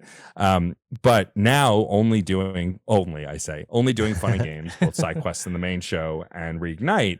It feels more manageable. Now, that said, I've taken up other things. Like now I've been writing an article a month since January, all indie games so far, which will probably stay that way in the short term, just because I feel like it'll be when I talk about Rusty Rabbit and no one knows what I'm talking about because no one's heard of that game, it'll at least get more reads because it's one of the 3 articles written about that game, which happened to be fantastic. And so I've started doing stuff like that. Jeff and I have been creating Patreon bonus content for like it's funny, the kind of show we said we didn't want to do for the Patreon bonus, we do exactly that. We talk about what we've been playing, what's been in the news. Like we put that behind the paywall because we figure it's personality driven, right? And if you really like us and want to throw money at us, you would care more about that personality driven stuff. Yeah, a lot of it is just like spending that extra money to support them, but then also you want to spend that extra time with the people you love listening to. Yeah. And so I've been doing stuff like that. I've been thinking about starting a podcast series where I revisit games from my past and see if they hold up to me, not by standards of society, but kind of playing as a spinoff to SideQuest called RetroQuest. This idea of me revisiting my past games that I loved and seeing if they hold up from what I felt about them. Not necessarily are they the industry standard, because who cares? I haven't gotten anywhere with that yet because I've been busy doing 80,000 other things, but it's something in my brain space that I've been ruminating on. And I've read in a lot of places that if you can't stop thinking about a project for a year, then it's meant to be. If it fades away, then it wasn't. And so we'll see. But yeah, the answer to your question of how, I don't know. I just do. It's funny. I like to say I have the willpower for it, but the reality is my probably undiagnosed ADD or whatever I'm going through. When I really push myself to focus on a thing, if I force myself to focus on a thing, I don't bounce off. I lean in. And once I can do it a few times, it just becomes habit. It just becomes rote. Doesn't mean that I'm not overworked or sometimes forget or sometimes don't. Many a night where I've edited an episode of SideQuest the night before it's supposed to air because I forgot to the last minute. But yeah, I don't know. I've just had this kind of drive that if I really lean into something, I can get a ball rolling and then keep up with it. Cool. Well, speaking of retro quests, something we always like to ask our gamer guests is what are your gaming tastes? Where do they come from? What's your origin story? So this is gonna make me sound really old. But the first video game console I had was an Atari 2600. Now, kids, before Nintendo, there was this company called Atari. They made cartridges. Yeah. So I had an Atari 2600 that was gifted to me from my mom. She loved playing Pong, but quickly, like, it became kind of an obsession. So she was like, I don't want this anymore. And so I played games like the Bad Pac-Man port and Mousetrap, which was a bad Pac-Man ripoff. You know, I had E.T., I had Superman, I had all of these games, some better than others. I had Adventure. And so my early days of playing games was more toy-like, and it was with the Atari 2600. I got an NES not long after that, and that's when I started to like have tastes and take notes of games. I don't think I really had like I would consider myself a capital G gamer, as we say, until the SNES Sega Genesis era. Sonic became one of the first franchises I obsessed over. Mario was shortly behind that. Had played Mario 3, loved Super Mario World. I basically had all of the Mario games on Nintendo. But I think the game that really changed everything for me and is still my favorite game of all time to this day, if you know anything about me, is Chrono Trigger. And the first time I played that on the SNES, I went, oh, games can do this. They can make me cry. They can have stories. And I became obsessed with Chrono Trigger, getting every ending. And this was back before the DS version where you could track the endings. I was just figuring it out, looking up on GameFAQs, all that stuff. But loved Chrono Trigger. And played it obsessively, became a huge fan of Super Mario RPG shortly after that. And that like kind of started my love of RPGs. I've gone on to love a variety of different game genres. And like my game tastes have grown. Like, it's funny because there's this kind of middle period around the Xbox 360, PS3 era when I wasn't really playing a lot of video games. I had the 360. It was towards the end of the 360 life cycle, but between the waning years of the 360 and the launch of the PS4, when I kind of jumped back into things, for those few years, I really didn't play anything. And when I jumped back in with the PS4, which my spouse and I got as a wedding present, along with Arkham Asylum, which can kind of put a date on it, I became obsessed with games again in this way of like, I can't believe games can do this. I want to know more. I want to dig in. I remember going to a panel at Comic-Con that the year Arkham City came out, and the lead singer of Coheed and Cambria was there because he had done a song that was like Joker's theme for that game. And like just realizing, oh, composer. And I'd always been obsessed with voice actors since I was a kid. Like Steve Bloom has done every anime under the sun, you know, Yuri Lowenthal now, who's been a guest on the show. Like, I'm just obsessed with voice acting. And so that also like made me dive deeper. Like now whenever I play any new video game that has voice acting, it's like, oh, who's the cast? Who's in it? Who's playing what? Like, I want to know. And so those kinds of things have kind of dictated my trajectory. And now I'll basically play any game to try it. I'm much more experimental. I kind of mostly turn my nose up at military shooters. They're just not my thing. I've played a variety of them, but like anything else, basically, I'll give a try. And and like my major franchises these days, of course, the Mass Effect trilogy and Andromeda. I love the Dragon Age franchise. I'm a big BioWare fan, but also the Yakuza series I became obsessed with during the pandemic, playing Zero, and then just played my way through the whole franchise. And now I'm current, as of the most recent spinoff, I haven't played Pirate Yakuza, but I crave deep stories. I like a lot of other things. I like arcade games. I like platformers. I like a lot of stuff, but deep narrative, making me feel something, is kind of why I come to games, which will explain a lot in a few moments. Yes, and so, totally. but like, I think it's the thing I love most about games. Like, I'm an easy cry.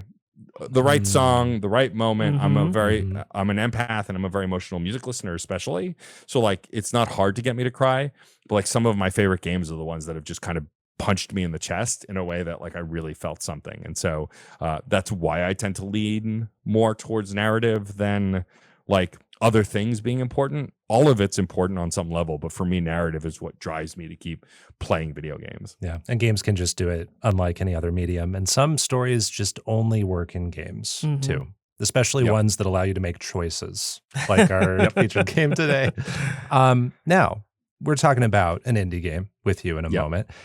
You've been writing articles about indie games. You've played tons of indie games in your life. When you look at indie games from the past few years, and you can define few as however many years you want, but if you look at indie games that you've experienced for the past while, what do you notice? And which ones have really left an indelible mark on you? It's funny because I played video games from a time before there were indie games. Although technically you could argue like smaller studio stuff on the old school consoles were sort of indie, but like I think we can all agree that the indie kind of revolution started with the Xbox Live Arcade and the access to be able to publish games without being attached to a major studio. So I think about games in the early days like The Maw by Behemoth or Braid or Splosion Man, like all of these games that were just kind of fun, arcadey, had a sense of style, were designed really differently. I mean, you look at the art style of just those 3 games alone, and they look like anything else that was on the market at the time. They weren't going for gritty realism. One of them was incredibly cartoony. And I think that that's the biggest trend I've seen is like whatever AAA is doing, indie games are going to go the other direction. There are plenty of indie games that try to hit that like that AAA shine. You know, we're in an interesting place with like Claire Obscure Expedition 33, which isn't really indie, but it's not really AAA either. It's a new studio and they're a smaller studio. I feel like there's a freedom in the trend of indie games where they can kind of lead with what they want, which is why I mentioned Expedition 33. The lead dev often talks about how because he wasn't at Ubisoft anymore, he had gone under his own umbrella, they could make the choices they want. No one was telling them, don't do that. That's not going to work. You need a store or a battle pass. Like they could do whatever they wanted. And I think that's the freedom of a lot of the indies that I see.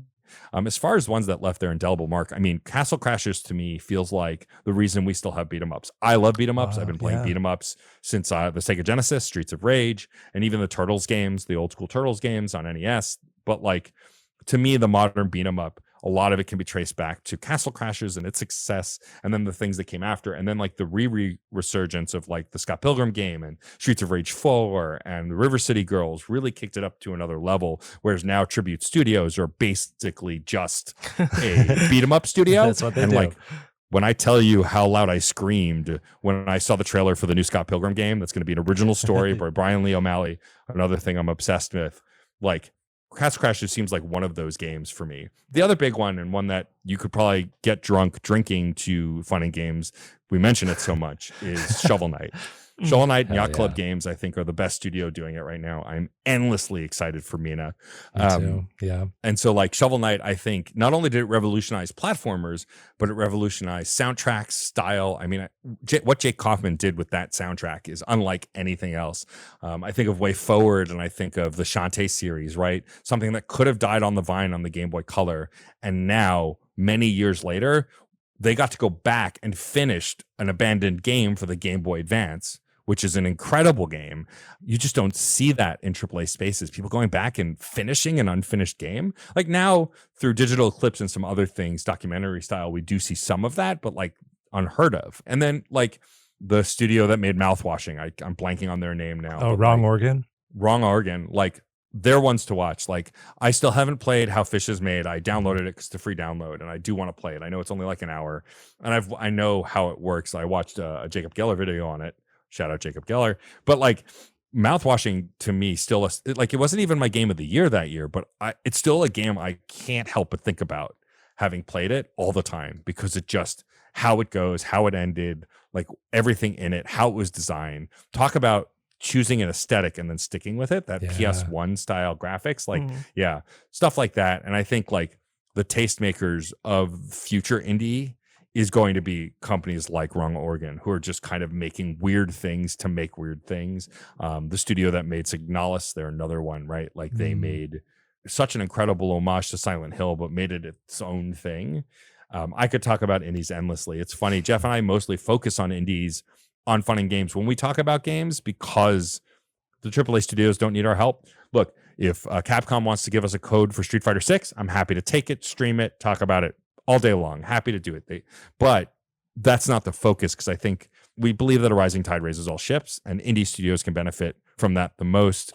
And we've partnered with a lot of studios and gotten to talk about their games and developed these friendships and relationships, because I just want to see them all succeed. Even games I don't like. There's plenty of indie games I don't like or that aren't for me, but it doesn't mean I don't want to see them succeed. And so, yeah, I think I've rambled on long enough about indie games, but clearly I am passionate about the subject. Yeah, it is very clear. And I got to listen to your Fun and Games episode covering PAX East recently, where you did your top threes of the show. And it was just so diverse with what you were picking, but largely indie games. And just like the presence of indie games at events like that really shows the diversity of what's out there, and how just one or two people can make something amazing that really blows you away and blows away hundreds of other people going to a big event like that. I mean, that's my favorite thing about PAX East and PAX West and going to those conventions is, especially once we got the gear to do the more professional recordings, it's like, I want to talk to these people. Other stuff is cool. Getting to see Dragon Quest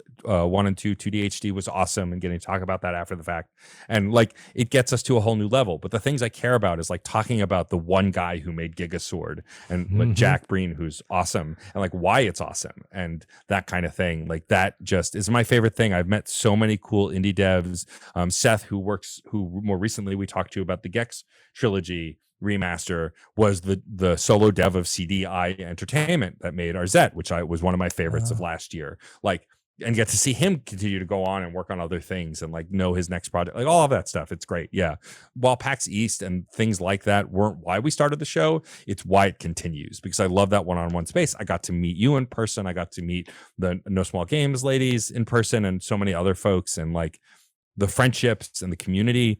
Like, that's what the indie scene is to me, community, just like the indie podcasting scene. Like, again, a rising tide raises all ships, and it's not a competition. We can all exist in the same space. Not every show is for every person, but we can absolutely like lend each other strength to make something better. Yeah. I recently said this to Jacob Price from the Pre-Order Bonus podcast. Love Jacob. Yeah, Jacob's awesome. We'll have him on the show someday, probably next year, because we already planned out all of season 8. But Jacob, you're going to be on the show at some point. Spoiler alert. Shocker. Shocker. But I was talking to him about this concept too, just about content creators and people in the indie content space. And I liken it to an orchestra. In an orchestra, you have many parts. You have many people playing their instruments. And sometimes people will get solos, their opportunity to do something really cool. And it just feels like everybody lets them have that moment, and everybody celebrates that moment with them. And everybody gets that solo. Everybody gets to be the first chariot for a moment. And that's just what it feels like, this big community of people that love on each other and just love the thing that we're all interested in and that we have a fulfilling time with, which is games. So just before we move on to Slay the Princess, one more thing we want to check in with you on. We know we already heard about RetroQuest, but is there anything else that you're looking forward to doing, whether it be in gaming, in podcasting, in music, plans for dessert after tonight's show? My dessert choices have been boring lately because I'm trying to be healthier. So mostly frozen fruit ice pops. But on a serious note, I would love to get RetroQuest off the ground by the end of the year. I think it'd be fun. I mean, and I'll say this publicly because I've said it to his face. I love Dave Jackson, but I'm so jealous of his setup. Like, I could never do the game a week thing, but like, he does it so well. But then when he launched on his Patreon, the way backlog where he goes back and plays games he missed because he didn't play a lot of retro games, I was like, that's such a good idea. I can't outright steal his idea. Although I could, and he would take it gracefully. But using that as an inspiration, I was like, well, what can I do that's personal to me? Because that's why people are paying the Patreon money, right? Because they care about us as creators and they want to support us. And that's where I got RetroQuest, which is this idea of like revisiting games, no specific time limit. I think not recent years, but like anything 5 years old to all the way back in like the first game I ever played, revisiting those games and seeing, do they still hold up from what I remember of them? Because like often, like we always say when we're talking about old school Nintendo or SNES games, like Shredder's Revenge plays like how I remember Turtles in Time playing, not necessarily how it did play. Same with like Shovel Knight. Shovel Knight plays like how I remember DuckTales playing. And so like I want to go back and explore that. I want to do more writing. One article a month has been a lot for me. I'm really grateful to the crew of editors who continue to help me edit those, because grammar is my enemy, or to that end, like I'm just not great with grammar. And so ideas come quick, grammar not so much. And so grateful for my editors, but that's been a lot of fun to like, I started as a writer. I used to write articles, and like I've been printed in magazines for like music reviews. And it's like I wanted to get back to those roots, because I begrudgingly admitted that I like to write, and I am a writer. And so I want to do more with that. I don't know what quite shape that will take. My early writing on the Patreon was like thematic articles with like a big question or like a big theme to explore. And then I pivoted to reviews, A, because I was getting more review keys and I wanted a way to use them, and B, I wanted to see if I could look critically in that way, because a lot of what we do on Fun and Games is non-critical. Is like we critique the industry when they're doing bad things, like laying off entire studios for no reason other than wanting more money. But like, we don't critique games in that fine-tuned way, because we're broadly talking more about topics. And so it has been fun to explore that. As for what's next for my podcasts, we don't really have any major plans. Jeff and I, there's currently a vote as of when we're recording, but maybe not by when this airs, of what the next console retrospective will be. As of when we're recording, our next episode is going to be our 3DS retrospective, which was a lot of fun with Jared from the Play Along podcast. But Jeff and I are always trying to think of ways to expand and grow the show. We have gotten more AAA gaming contacts in the last year or so, which is exciting. Getting codes for AAA games more frequently, which is exciting. And so finding unique ways to work those into topics to cover them instead of just doing a review, because everyone does reviews. For Reignite, we're always looking to grow that show. Frankie and I love talking about the choices we make in those games and the relationships we build, personalizing those choices. And we're currently playing Dragon Quest II. We're, of course, going to do Inquisition and the Veilguard. We haven't made any decisions about what we'll cover after we finish this BioWare Pantheon, older BioWare games, different franchises. I think the core of that show is always going to be, can Frankie and I create ourselves in the game and then make choices as if we were those characters and then discuss why we made those choices? And more importantly, what aliens or fantasy characters we wanted to romance, because that's what that's what everyone cares about. Yeah. That's what everybody wants. I've been judged for my choices on many occasions, but you know what? I don't care. I stick with them. But yeah, and so that's kind of what's coming up. I fantasize about starting another podcast, but I think my spouse would defenestrate me and throw me out the window if I'm exaggerating. But like, I have so little time as it is, and I've started to finally have some free time that like starting another podcast would be too heavy of a lift. But I'm always in talks with other people who want to start a thing, and if I can be a rotating chair on something and jump on, it's always fun to like stretch my muscles that way. But I don't think I'm going to be creating any new original content anytime soon. Like the pie in the sky thing I'd love to do is become a video essayist. I watch a lot of them on YouTube. Cool. I love those kinds of conversations, but it's so much work. I don't have a ton of skill in video editing. I'm not a script writer. Like there's so many steps to that. But I've done some short videos on YouTube Shorts and TikTok, and I'll continue to explore that a bit. But maybe someday in my 50s or 60s, I'll get to being a video essayist. But that's always something you can work toward, and you're doing the small steps that I think are prerequisites. Yeah. When your joints and your hands no longer work, then you can video edit. Yeah, there you go. Exactly. Totally. There you go. So we can and definitely will put links to your stuff in our show notes. Is there a quick link that you can pitch to people about where to find all your content? Yep. If you go to djstormageddon.com, it has all the podcasts I do, my merch store where you can get some cool t-shirts and mugs, the Patreon for Fun and Games, my socials, all of that is there. And then, funandgamespod.com is how you get to Fun and Games. If you Google Reignite Pod, you will find Reignite. But like, if you want a one-stop shop for everything I work on, djstormageddon.com is the place to go. Perfect. Well, Matt, it's been wonderful to catch up a little bit and to let people get to know you.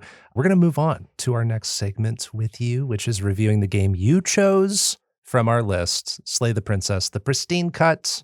It is our featured game. You already know why you're here. You already know what you need to do. Yeah, if we don't slay the princess, the world ends. All of it. We know. Then why are you hesitating? What are you doing?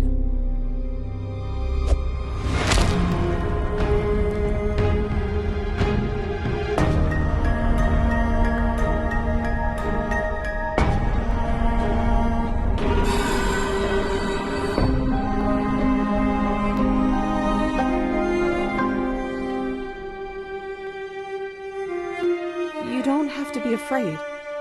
We can both get out of here. Together. Slay the Princess, the Pristine Cut is a psychological horror choices matter visual novel released in 2024. The original non-Pristine Cut version was released in 2023. It was developed and published by Black Tabby Games and also published by Serenity Forge. The game's synopsis from the Steam storefront reads, quote, "You're here to slay the princess. Don't believe her lies. one of the That's short. one of the shortest game synopses we've ever read. And I think that's really appropriate. I don't think we need to know more than that. I think that is alluring. I think that's enticing. I think that's intriguing. And I think we can just leave it at that. But we will set up more of the story and setting and the gameplay here. So just before we get into what this game is about, I do want to give a general content warning. Good call. About what you can find in the game. This is going to be broad. You can go to Black Tappy's Games website to see a full comprehensive list of content warnings. Like, it is comprehensive. And I'll give you a content warning about reading that list because some of those like descriptive words might be just a little bit upsetting. Yes.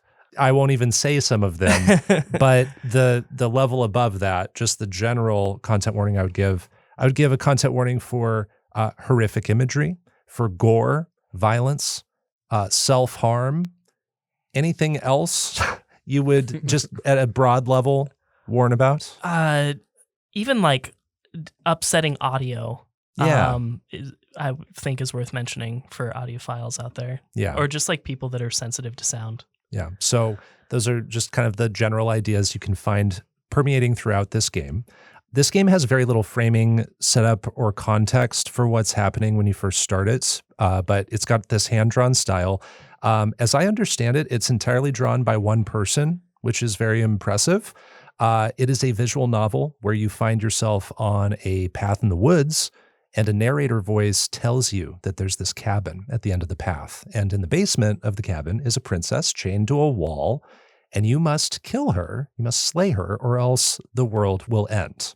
And you have the voice of the hero in your head, who acts as kind of like a voice of reason and is speaking thoughts. Moralist, yeah. Yes. And you can hear them proposing ideas and options of things to do. They remain with you for most of the game. And your goal is to make a choice about what to do. Do you approach the cabin or not? Do you take the pristine blade that's found inside the cabin if you go into the cabin? You choose what to say to the princess and whether or how you might slay her. You choose all these things. When it comes to what we do gameplay-wise, DiscoCola, what's going on here? Well, for controls, you do very little. You select the response from a list of responses, and that's pretty much your only active input. You do have access to a history log, which will show you the history of your dialogue going back to, if I'm not mistaken, it's the beginning of that chapter. Mm-hmm. You also have different auto dialogue settings to cycle through, which also includes a skip button that will skip previously observed dialogue. Sometimes it goes a little bit further than I would like when you do activate that, so be cautious if you do turn that on. And then you can access the memories log, which will show you all of the different versions of the story you've encountered. I'll say very vaguely for now. And then within those different variations, multiple different stills from those chapters that you've seen based on actions that you took or didn't take or choices that you made. Yeah, and you can see different I'll just say it. You can say different versions of the princess, and those scenes will play out in a variety of ways based on dialogues or actions that you chose in that current chapter or maybe picked in previous chapters. Mm-hmm. May have an impact as well. Yeah. So it goes without saying, this is a story-heavy game. We might spoil things here and there. We're not going to spoil everything that's in this game, but I think we can do a lot of work without spoiling. Yeah, I think so too. There might be some phrases that we'll have to use that will be like, I don't know what that means, but it sounds important in the story, and you definitely don't see it till the end. Right. Yeah. So it's both easy and hard to spoil things. I don't think people who haven't played Slay the Princess, the Pristine Cut, will, get terribly spoiled. But since it is a story-based game, we do encourage you to play the game if you're interested in it before you move on with this conversation. And then for history and significance, this is a game that originally came out a few years ago. Last year, just this past year, it got the Pristine Cut, which has some differences. We have new routes and chapters. We have revamped and expanded sections of the game. We have that memories gallery that was mentioned. We have a new ending and new art, maybe other subtle differences. I don't know if either of you are familiar with other additions in the Pristine Cut, but that's what I could find in my research. Yeah, I didn't get to touch it till the Pristine Cut. So maybe Matt, if you know something. Just what you've mentioned. I played the game several times now, and we'll get to that. But there are differences, and I did notice some of them, and then others could have been new, but maybe I didn't see that version of the princess or what before, Sure. so I don't know. Broadly, the things that you mentioned, Post, are what have changed or have been added. And then, Matt, tell us why you picked Slay the Princess, the Pristine Cut from our list. We gave you a list, a long list of options of potential featured indie games. You did give us like a short list, and from that, we really nailed down Slay the Princess. But what stood out to you about Slay the Princess in the list? Well, before I answer that, I'm going to hijack your show for a second and talk directly to the listeners, because I wouldn't be me if I didn't do that. If you are listening right now and you have not played this game and you want to experience it completely fresh, going into this game completely unknowing of what it's about is the best experience you can ask for. And it's how I've pushed this game on other people. And my story of how I discovered it will get into that. But if you are listening right now, listener, and you've not played it, and you are curious, even in the slightest, it's not a very expensive game. Go buy it and go play it, and then come back. I would even say check out the trailer, because like I have this in my notes later, but like the trailer got me hyped for this game for like more than a year before it came out or something. What about the trailer? Just the trailer in general, but mostly like the great narration and the way they set up the story and the art style, like all of it. How it all comes together. Yeah. Very cool. And why I picked this is kind of wrapped up in how I first discovered the game. So I first discovered Slay the Princess at PAX East in 2023. It was in the PAX Uprising booth, which is in the center, near the center of the show floor, a bunch of games that are like really featured. And I just remember walking past it, and like there was a crowd around this game, and like something happened, and everyone, oh, and I was like, what is happening? And so I went over and I watched it. Next thing I know, I'd lost like 30 minutes because I just stood there watching. And I went, okay, I'm coming back and playing this. And so on the last day I was there, I went back. I met Tony and Abby, who are wonderful and lovely. I adore them. And they told me about the game. I sat and played it through. And like the end of the first chapter, my jaw was on the floor. And I went, I love this game. And they're like, that's great. And like we talked, and they're like, so our demo is on Steam right now. It's the same demo we have here. And this is when we first started awarding Game of the Show for events. And I basically on the train home said, Jeff, play this demo, but it's getting Game of Show. And Jeff hijacked your show in that way to say that. Right. But like Jeff then wrote me back while I was still on the train going, oh my God, Matt, this is incredible. Like I just knew that they would love it also. And so we got Game of Show. And so I'd been watching it, and then it came out, and I was lucky enough to get a review code for it and just devoured it. I was obsessed with it, loved it. And then the Pristine Cut came and went, and I was lucky enough to get a key for that for the PlayStation. And I meant to stream it and just never got around to it. And when I saw it on your list, I went, oh, well, this would give me an excuse to replay this game because I've been wanting to anyway.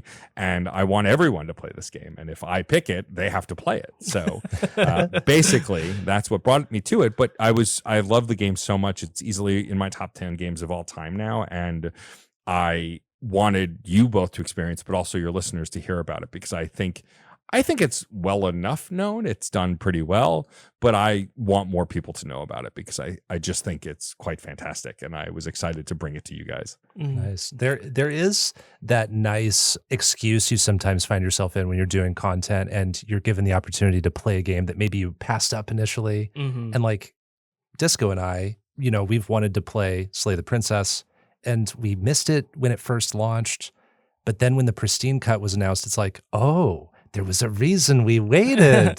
Well, I was pretty sure a physical was coming too. I was like, oh, this is special. Yeah. I know that there's going to be a physical at some point. So even though we did wait a few years, I'm glad we waited for like what you could call the definitive version, I guess, in the Pristine Cut.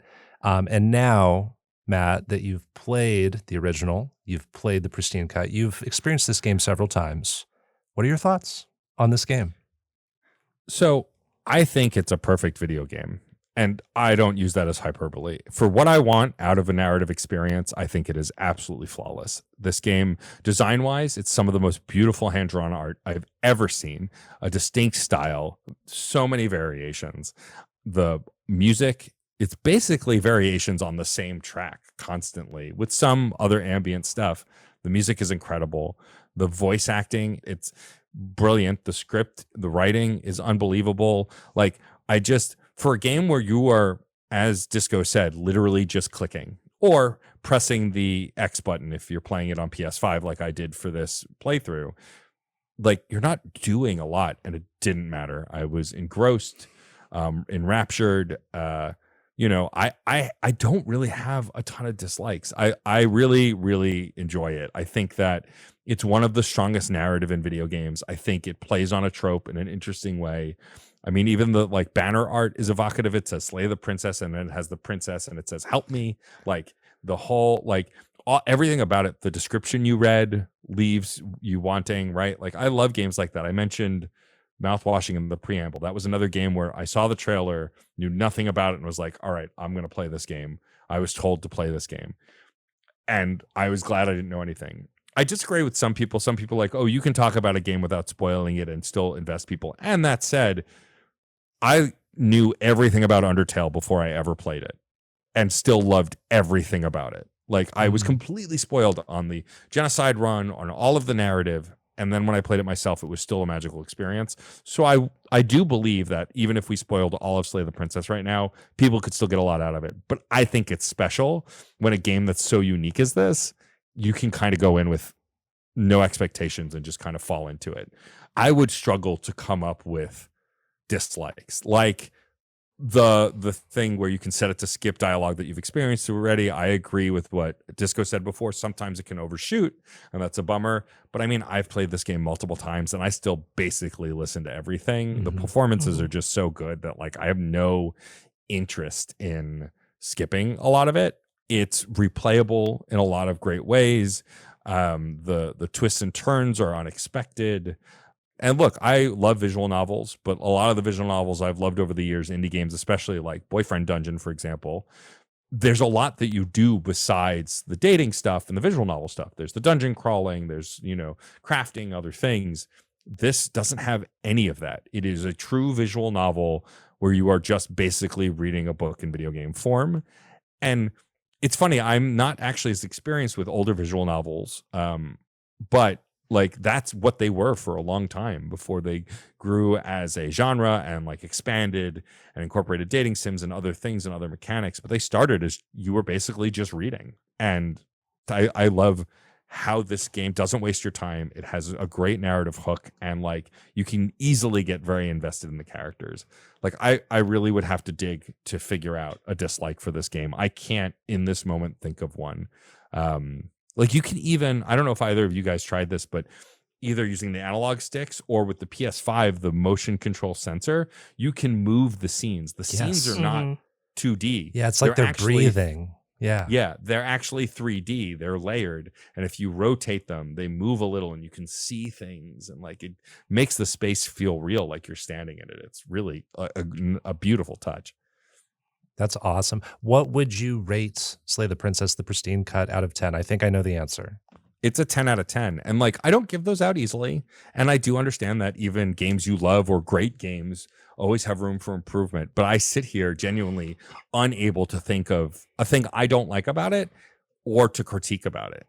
And that's rare for me with a video game. Even some of my favorite games of all time are not perfect. Chrono Trigger is not perfect. But this game, I think, is a perfect example of what a video game can be, what a visual novel can be, and what a great story can be. So it's a 10 out of 10 for me. That's incredible. We'll talk more about the landscape of visual novels and what stands out about this title a little bit later. But first, DiscoCola, let's hear your thoughts. It's my turn. I mean, yeah, I knew that I was going to love this game, like I said from the trailer. Yeah. First and foremost, well, I wouldn't even say foremost, but the very first thing that drew me in was the art. I think the hand-drawn art looks incredible. It's very minimal, which I think makes it even more creepy. I'm thinking back to the clips that I saw from Neverending Nightmares that you played in a previous season. Yeah, I was reminded of that game time and time again. You've got just this black and white, but whenever there is color, it's like that color is doing some work. Yep. And so and we see some of the same horrific imagery, like the same gore and violence, like recreated here. Yeah. So I was on board for that. By extension, all of the different designs that we get to see for the princess as we progress through our story, even the different designs for the cabin. It's just the amazing creativity that went into that. And then on top of that, like how those designs match not only the personality of the princess in that moment, but how that personality and that design also match choices that we, the player, made in a visual way. It's like you're reading my notes. Yes. Oh, it's so incredible. Like Matt said, the music is beautiful. A lot of it is variations on the same do do do do that we heard earlier. But sometimes maybe it's warped, and sometimes maybe it's slow and subdued, and sometimes maybe there's just like a soft one instrument version of it. It's just really cool. All the different scenarios, they're incredible. I think there's only like, with the exception of one pair of princesses, I don't really feel like any two princesses are anything like the other. Like they're all so unique from each other, that like each chapter doesn't blend in with another one. It's just like, this is a new and unique experience for me every single time. Yeah, and then even though I was drawn in for the art style, it might be my favorite thing about this game is the voice acting. Like, holy blip, my dudes. It's so good. It's so good. And the way that lines are repeated brings this like grounding sense to every single chapter, but then the way those like repeated lines get changed because of some certain situation or some variable changes those oft repeated lines, you're like, oh, this is, it's just so incredible because it shapes your expectations or shatters them. And it's so intelligent. It's so brilliant. Amazing. Do you have any dislikes? Like Matt said, I have to dig just so that I have something here. There's one version of the princess that I'm just like, I'm only doing this to finish my library, basically, because I didn't really enjoy that one so much. But like, small complaint, not even a long version of the princess to have to sit through that I don't enjoy. On consoles, it's jarring to me that I'm not automatically in my list of choices when it's time for me to make a selection. I understand why they did it. It's so that you don't accidentally pick the top choice. Oh, sure. But like having to hold left or having to hold down to get into my list of choices when it's time, just a little tedious, small complaint, and it's probably better that is the case. So this may be a situation where it's like better to play a visual novel on a computer because they're designed to be played on computers. And then my other complaint is that when you do decide to see more than your original playthrough, if you're trying to finish that memory log, which normal players probably won't do, you are going to retread a lot of ground. Yeah. That being said, there's still tons of options as you're retreading that ground. And in many chapters, you still see something new, even if you're there for like the 6th or 7th time. But I did still end up with like chapter 1, like every scenario possible outcome memorized at the end of it. Sure. Yeah. But that's the nature of playing chapter 1, 20 something times like I did. Yeah. And like, I still want to listen, like what Matt said, I still want to listen to the voiceover every time. And those opening words, like, you're on a path in the forest, and at the end of the path, after you go through this enough, it starts to just kind of hit differently, even though it's verbatim the same, tonally it's the same, just the weight of what's going on and what you've experienced. It changes the meaning of that stuff sometimes. Yeah, good point.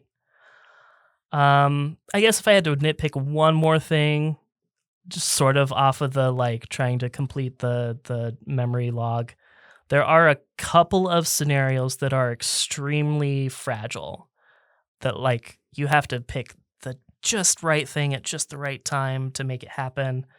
And at the same time, there might be some of those scenarios that are really hard to build to, and you get like several of those explore options, but you only get to pick one before it moves on. So it's like, I do want to hear what all the different voice lines are, even if the outcome is ultimately the same. Small complaint. So to wrap it up, like I said, Slay the Princess was something I was looking forward to well before its release. The premise set up by the trailer, just it captured me. And what I got in the end was even better than I could have hoped for. The first time through the game, I was amazed at how the game was basically reading my mind. Like, I streamed this and I was like, how is this happening right now? I even like did a YouTube search earlier, and one of the results was psychologist plays Slay the Princess, subtitle, how is this game reading my mind so much? And that just like goes to show you how well done the writing is for this game. And then because of that, so much of my first playthrough were voices that were just like the voice of the contrarian that joined me the first time was just like, they're there right now in my real life. Like that's me. I'm no love expert, so I can't speak to how realistically these different styles of relationships are portrayed in Slay the Princess format. But I did hear several familiar refrains, and I did reach a loop ending that ultimately reduced me to tears because I was like, I might be living this one, you know? Yeah, I've completed the game, and I still think about it all the time. And even after completing it, I still want to play it right now. Wow. I'm basically floored by everything this game is, visually, orally, narratively, and artistically. I came with 2 scores. I'm going to go with the higher one. This is also a 10 for me. Wow. Wow. I kind of expected it. I think I saw, like I was looking up trophies for this because I played it on PS5. And you know, on PSN profiles, it shows who in the world has played the game recently. And I saw DiscoCola's name, and he had 100%. Like the other night, I don't know when you got 100%, but I was like, oh, he cared enough to do that before the recording. He probably loves it a heckin' ton. I wasn't, when we picked this, I wasn't married to completing the game because I figured it probably would take a long time. I just wanted to do it. Amazing. You love that feeling. Yeah. I love hearing about that. I love hearing both of you gush about it. I am going to have a slightly different perspective because I haven't done all of the endings. I haven't done all the chapters. I haven't done all the vessels. And we can talk about this later, but I felt like my selection of choices throughout the game was very personal, and I wanted to hold on to my selection for now and maybe go back later and chase the other, I don't know what it is, 16 or so, 17 or so vessels that I haven't encountered. To be fair, that is essentially what I did. The first time I played this was back in October. Yeah. So where I'm at right now is a very particular moment in what I feel is a timeline of my experience with this game. So a lot of what you both have experienced, I have not seen. So I will be very interested in learning even more about what there is to look forward to. But I think to play this game is to demonstrate what you're going through psychologically. Like you said, like I streamed this and I felt like I was suddenly in this very public psychological evaluation that I didn't even sign up for. And depending on what I was feeling that day, that week, that month, I might choose something different from another day, week, or month.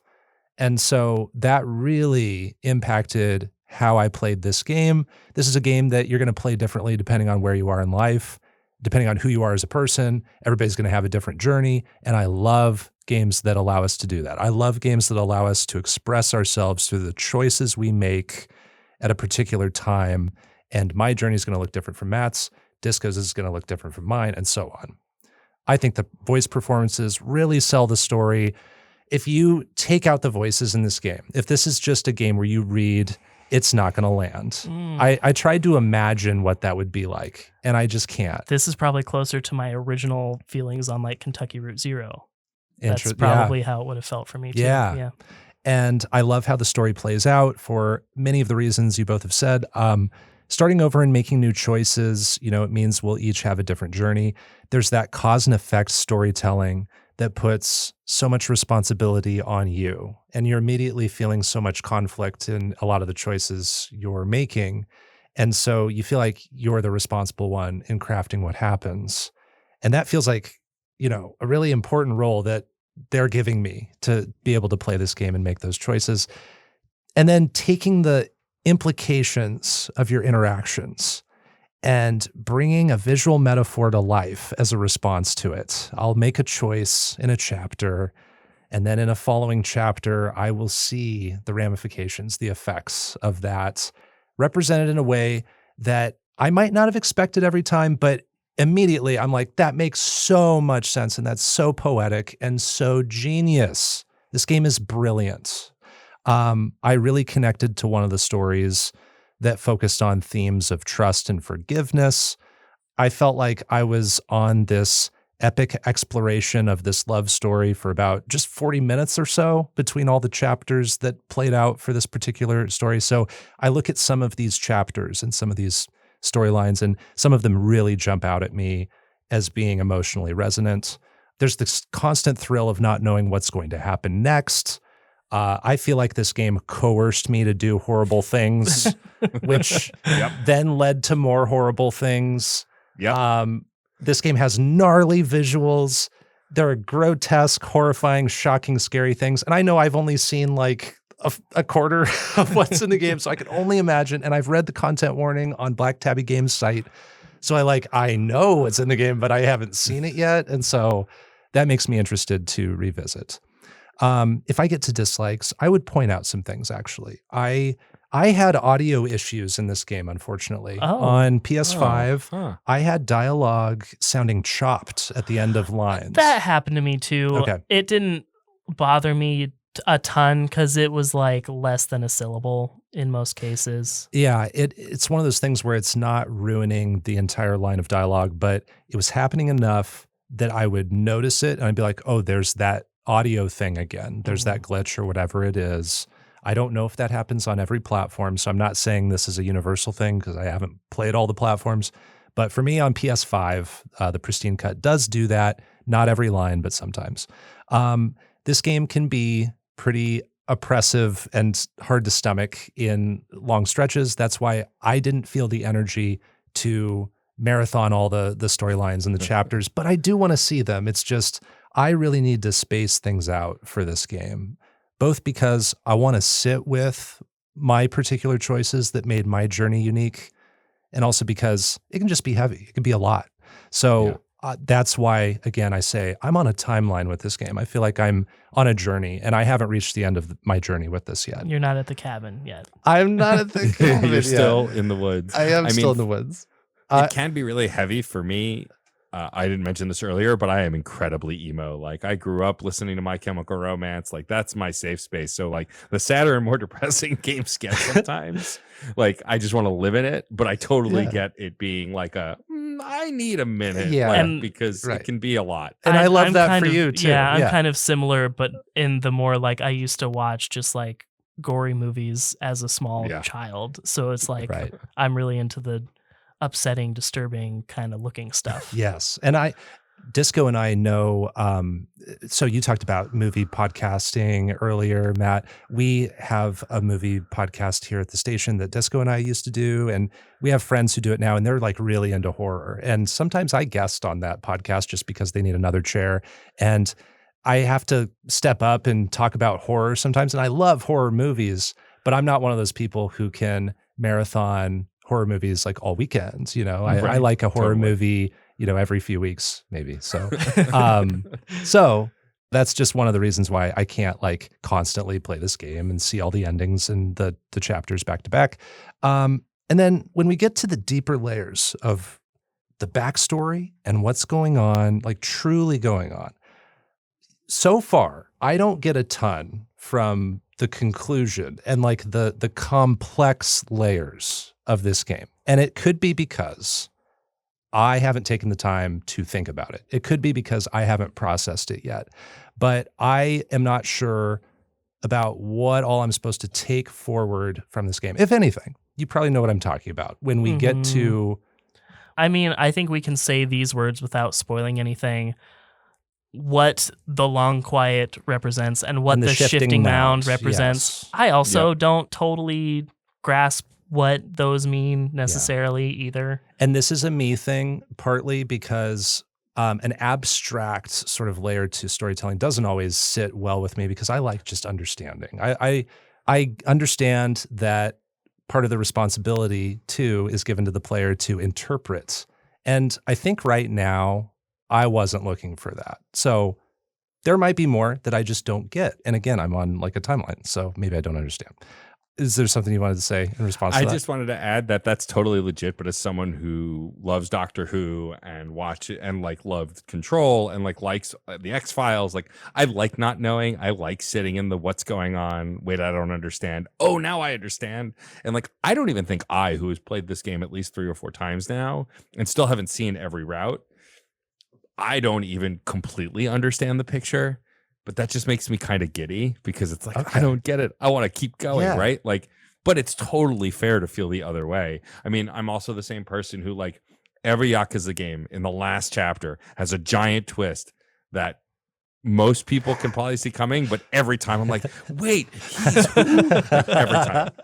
Absolutely floors me every time, hook, line, and sinker. So like, I also like getting duped and like discovering those surprises along with the audience. So that those kinds of mysteries don't bother me because I know that eventually I also am an avid video essay watcher. So like I didn't understand Signalis at all when I finished it, but I listened to like 4 podcasts and watched a video essay and I was like, oh, now I understand. And I like doing that extra research too, but it's absolutely legit to walk away from the game and go, well, I don't get it. And I don't want to do any other work right now because that's totally valid. You saying that excites you and that also you have confusion, that's validating. And it's also just really exciting because it shows like how we each absorb games. And that's why I also point out that this part of this is just me. And like every review is particular to the person giving the review. It's not a universal thing. I'm not pointing this out as like a universal criticism. It's just a personal thing that I have with it.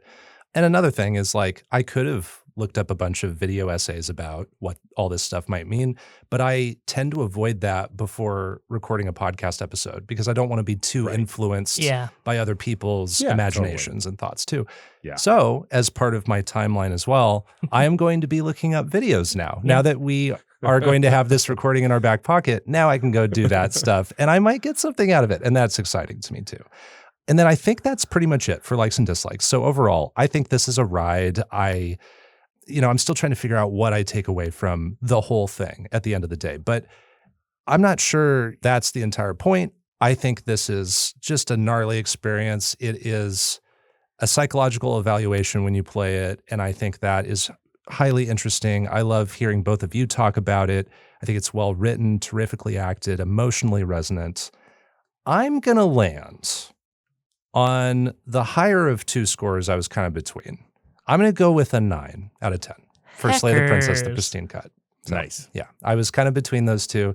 I think you two kind of convinced me to go up on it. Yeah. And when you started, I had the other score down. So I was like, I know you. Yeah. Okay, so how does Slay the Princess, the Pristine Cut stand out in the visual novel genre? I think both of you have pointed out some really good points, but if you were comparing this to other similar games, what would you point out as like, oh yeah, that only happens in Slay the Princess? I've only got 3 under my belt now. It's this Doki Doki and Kentucky Route Zero. That's pretty much it. So this is definitely somehow the most violent, even though we played Doki Doki. But oh my God, yeah. I mean, Doki Doki is no walk in the park either. I love that game too. God, that game is just a wild ride also in a different way. I think what makes this unique is the horror aspect, right? It's not a horror game per se, there are some routes that are not horror at all.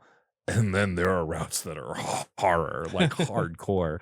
And I think that it's not afraid to just genre jump and like kind of be all over the place.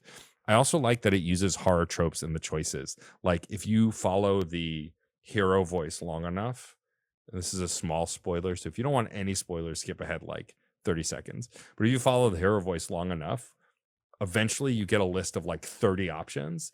And almost all of them are slay the princess. Yeah. Mm-hmm. And like you can't click anything else unless you scroll all the way down and like there's maybe one other option. Yeah. Tropes like that, I think other games have, like you mentioned, Doki Doki has done some of that kind of stuff too. But like I think honestly for me, what makes this unique in the visual novel space is that it's fully voice acted. Every line is voice acted, which not every visual novel has.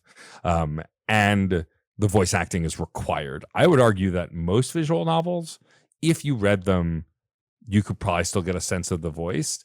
And you could probably from this too, but the voice acting is what makes it stand out as a visual novel because it's such unique work by the two leads. And so that would be like my big star for like why this one stands out. Yeah, because you don't necessarily have voice of the hero and voice of the contrarian and voice of the cold without knowing that hearing that they're the same actor with the same pitch essentially, but just like reading lines in a totally different way. That does change the game. Yeah. Yeah. The tone shifts in the voice, just one person's voice. That's so incredible to me. When it comes to the choices of what you can say, I love that sometimes things are verbose. Like you know exactly what you're saying. And in some games where you're picking dialogue, maybe it doesn't happen as often in just like visual novels. Maybe it's, you know, if I think back to Mass Effect, just because that's on my mind, because you mentioned it, sometimes in games like that, you are picking an idea, like it's a abbreviated version of what you're going to say, but you never quite know exactly what you're going to say verbatim. In this game, not only because it's a visual novel, do you know like what you're going to say precisely, but this game is unafraid for what you say to be long and detailed. And I love that. I did not mind scrolling through all the options and being like, okay, this one's like a paragraph, but essentially what it means is I'm going to leave the princess. I'm just going to like say, forget you. I'm going back upstairs. But what I'm saying before I take that action carries this very particular meaning of like, well, I don't trust you because you just said this. You know, it's a response to what she might have just said. Right. And you'll have maybe 3 different options that have the same ultimate outcome, like you're going to leave her. But you get to and you get those the thoughts sense first. that those actually matter. Yeah. Yes. And then also there's this loop between all the chapters and the vessels that starts to announce itself. This loop of not just you start in the woods and you're on the path to the cabin and she's in the basement, but down to like you go into the cabin and you always have a moment where you're hearing from your voices and the narrator. And then there's also the moment where you start to descend down the stairs. And maybe this doesn't happen every time, but for me, it happened every time. It's most of them, yeah. You see the character of the cabin even more just in the stairs. And there's always that moment where you hear the voice before you see her. Like that loop starts to announce itself. Even though the branding of it changes, you know, like, oh, this is the part of this chapter. And so there's familiarity and there's something new too. And I love that balance. Yeah. Yeah. I think also like a lot of visual novels, especially in early days, were also very synonymous with dating sims and often had some kind of romance. Your protagonist at a high school can only date one girl, but who's going to be the lucky winner? Like, you know, it started in that, especially in the Japanese space, but like they have evolved to mean a lot of things, but they do still revolve around that. A lot of American ones that I think of are like, you know, Dream Daddy and Boyfriend Dungeon, you know, all campy and fun. This game, it says in the very beginning, this is a love story. Yeah. And it is. But it is not a love story like other visual novels. And that's what's fascinating to me too. And I think makes it stand out from others. And I can't say why because I don't want to spoil it. That's very fair. Can you talk about your various playthroughs? You played the non-Pristine Cut version first. Can you talk about the different choices you made, whether they were different, why they were different? So because I played the game about 2 years apart, it's harder to remember the specifics of my original playthrough. I do remember the first princess I ever got, and it's the same princess I got in the demo, which is the tower, which says a lot about me, and I've accepted that. But I know the ending I got was very different, and I was frustrated by that ending. I don't want to say why, but like it was very different. And I know that they expanded the endings in the Pristine Cut. They'd always wanted to do more, and there are multiple endings. But the starkest difference for me is the ending I got on this playthrough and the ending I got in my original playthrough. I got a variety of different voices. I don't know how many were new, but like I got 8 voices on my first playthrough. And then I also got 1, 2, 3, 4, 5, 6, 7, 8 princesses, which sounds right. But I got a bunch of princesses this time and outcomes that I'd never gotten before. Like there's an outcome for not going to the cabin, for walking the opposite direction. I got that too. Yeah. I didn't think there would be. And that outcome is wild. Everything results in the supposed end of the world, but does it? But like, I think what the biggest difference from my original playthrough and this one is the paths felt more fleshed out. They were in the original, but I think this takes them to their ultimate conclusion, especially with how the shifting mound worked for me this playthrough. And I think that's really interesting. I didn't on this second playthrough then go get all the different versions. I was tempted to, but like you, Bo, I wanted to sit in these choices. Like my second voice was the stubborn, which also says a lot about me in my 40s. And so like I felt like because it feels like a personal journey, I wanted to savor it before diving in. I don't get a lot of platinums, but I might this one because I like the experience of going through it. And if I wait 3 months, I'm not going to remember anything. My memory sucks. And so I'll go back in and probably enjoy it all over again. But like those are the things that stood out the most. I think some of the animations were different and like touched up, but I can't promise that because again, I originally played it on PC on my desktop, and then the replay was on the PS5. I didn't have any of those voice line issues, which is interesting, or maybe I just didn't notice them. But it's hard to really remember exactly what I got because again, what I should have done is play the Pristine Cut on Steam because it would have had my previous playthrough in the memories gallery, but I didn't do that. Yeah. But I made sure to write down every princess and voice I encountered because I knew I wasn't going to remember them off the top of my head. But those are the major differences that stand out to me. I don't really think you're losing anything by not having played the first version. I'm glad I did because I loved it so much and it was kind of impossible for me not to.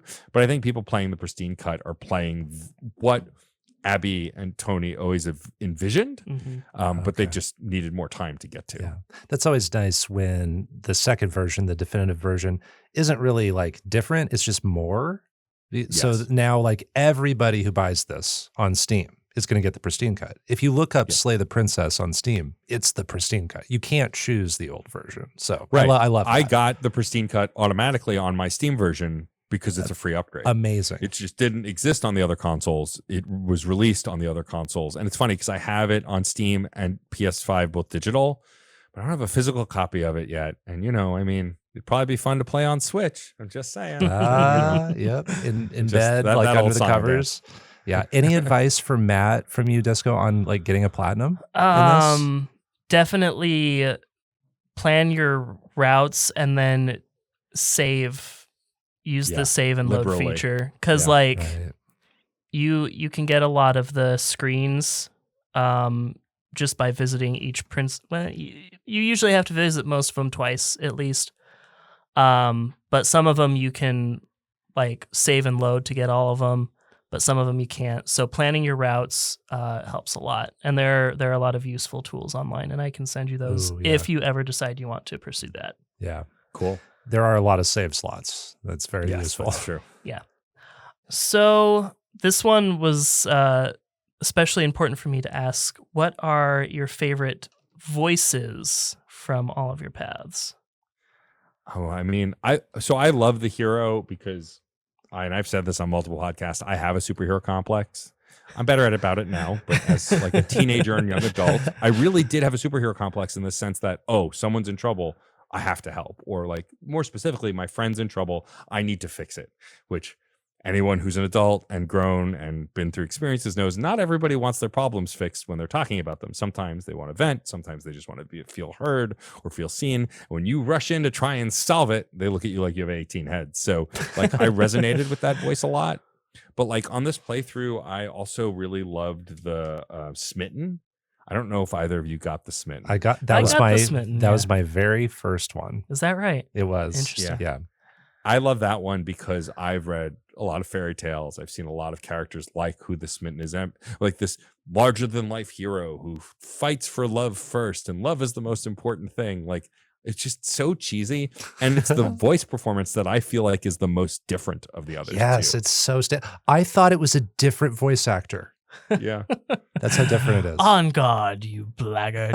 Yeah. Sorry. He's like, so like, good. Who needs a weapon when we have the power of love on our side? And I'm like, and a lot of the voices that I point out in this question is like, I like them because of just how much they contrast with the rest of the game. So the voice of the Smitten is in my list as well. I would also point out the voice of the Broken. This is the voice that accompanies the tower. And it's just such a good foil to the tower who's dominating over you, and I want her to step on me, and as did everybody else. And she says like, drop the knife, and I'm like, yes, ma'am, I will drop the knife. And then she's like, kneel, and I'm like, right away, and I immediately kneeled. And I was streaming the game during that moment, and people were just cackling at like how much I was giving in, right? But then the voice of the Broken is there, and they're just like, just do it already. It will feel so much better to do as she says. And it just sounds so defeated. And I just love that pairing. See, for me, this I'm sure will shock you, but the voice of the Contrarian was the one that I connected with the most. I loved him. And so like in that situation, I would have been like the voice of the Contrarian, like, no, I'm not going to kneel. And like, no, I'm going to throw the knife out the window. Right. Forget this whole game. Oh yeah. This was alongside the Stranger vessel. Yes. Yeah. Yep. I got that one too. Yeah. He shows up in a couple places. Like they all show up, I think, in multiple places. But he and the Skeptic were the ones, obviously, I connected with the most. They were my favorites. Amazing. I think I also really liked the Opportunist. I got it with the Beast because the Opportunist is basically they want the fight, right? Yeah. And the Beast version of the Princess also wants the fight.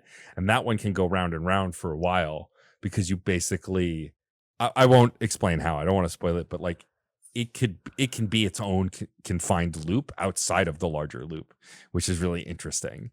And the Opportunist is basically just talking about, no, you got to go for the right. No, take a swing. You can't leave an opening. Like just really like combative. It was really, really excellent. Again, all the same voice actor, but so many different versions. I found this YouTuber that does Slay the Princess animations, and I already told Bopo about this, but I can send you a couple because there's one that has the Opportunist that's just hilarious. I would love that. Yes, and please. I can send that to you. I would be overjoyed because it's one of the favorite moments in the game now. The storyline that I just love that I was referencing earlier was the one that happens with the Thorn, and this is the one where we hear from the Opportunist and the Cheated, and I just loved this story because of what we're doing with the princess and how it's about forgiveness and trust, which are things that are popping up in my life a lot right now, particularly. So that's why it's really resonant for me. But then also the way the Opportunist and the Cheated have this dance that they're doing on the side. And at a certain point, I'm trying to almost like just tune them out, like, because I'm just trying to focus on having the princess forgive me or let me just take the step that I want to break a cycle of violence that we're having. But then the Opportunist and the Cheated, they have stances on things, and sometimes they switch sides. It's just, there are so many layers to it. Yeah. I like that the voice, like the simplistic version of this game is the voices would be siloed. They'd say they're saying, and then you'd move on. But the fact that they interplay, like the hero and the Smitten got into a huge argument in my playthrough because like the hero, like who is chivalrous, eventually got fed up. Like this is too much, right? Which is so fun. Like I love that. The interplay is what really makes it work. Because if they were just canned lines, it'd still be kind of cool. But like the fact that there's interplay and every loop adds another element to the pot that just stirs it up more really is what sells it. And even just the rules of how conversations should play out in so many games, those are broken in this game. Like when I got the voice of the paranoid with the nightmare, the voice of the paranoid was speaking lines over and over, like saying the same thing on repeat underneath what other voices were saying. Oh, that design was incredible. So and like good. the fact that, without spoiling it, the reason that the paranoid is doing it is to basically allow you to progress. And like every time you interrupt, it drops from the background and the thing happens and then it starts up again because it's just masterful. That's so good. That's a really unique situation that I don't think that I didn't experience anywhere else in the game. Yeah. That's so It's cool. very cool. Oh, amazing. I guess we kind of know what we each accomplished. We know how much we did, and we could go into what we want to do next. But like, I guess I'm confused about how many endings there are. I guess that's the thing that's sort of the gray area for me, is like, I know how many vessels there are that I haven't seen. It's most of them. So I could like go and explore that. But then like at the end, I feel like there were so many options for dealing with what happens before the credits, if you will. Mhm. And so I just have no perception of like how much there is there. Are you asking rhetorically? Well, I don't know. Maybe I don't want to be spoiled, but it's just an observation I have that there's a layer that I just don't even know how big the layer is. That's valid. Yes. Yeah. Okay. Yeah. All I can confirm is I got one ending when I played the original version, and I got a very different ending when I played it for this podcast. Okay. And so I won't even know until I go back again. But I assume that there are multiple endings. And I'm honestly hoping I can get back to that other one. If it was removed completely, I might be sad because it was one of my favorite results of the loop, without spoiling it. But like, I'm just excited to see the other paths regardless. I don't know that I'm going to replay it anytime soon, just because mostly I have a laundry list of games I'm trying to get through. I got a review code for Pipistrello and the Cursed Yo-Yo, which is phenomenal. It is unbelievable. And then I also got a review code for Date Everything, which I'm going to try and stream because I'm a visual novel nerd and publicly horny on Blue Sky constantly. Horny So on it feels Maine. like a good match. But I do want to go back and replay it again because I do want to get the platinum, and more importantly, I just want to see those other paths because they're all so cool. Yeah, I'm looking forward to exploring more, and I don't get to have this relationship with this many games where I can think of what I did as like the first step in the journey, and I just want to keep taking it. So I'll probably keep sipping on this game at least for the next few weeks or months when I have time. So yeah, I look forward to that. Anything? I mean, you said you could just replay it now. Yeah, I'm gonna Disco.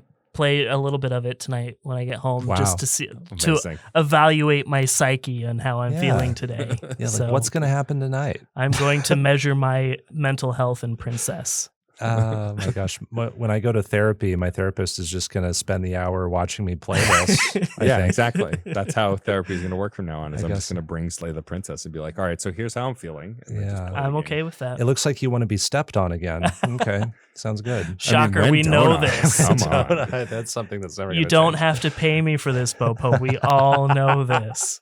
Yeah. Amazing. Well, we will call it there. But Matt, one more time, can you remind people where to find your content? Sure. So the best place to find everything that I do is at djstormageddon.com or link.tr. It's link.tree/djstormageddon. I have it linked to the URL. So if you search DJ Stormageddon or if you search djstormageddon.com, should come right up. My podcasts, again, are Fun and Games, which I host with the incredible Jeff Moonen, which is a broad topic-based podcast where we either talk about specific topics in gaming, like is grinding worth it in RPGs, or signposting in games, or we do retrospectives for video game consoles or franchises or genres. We also do incredible interviews with developers, either one-on-one on the show, long form, or in much shorter format at conventions and other things.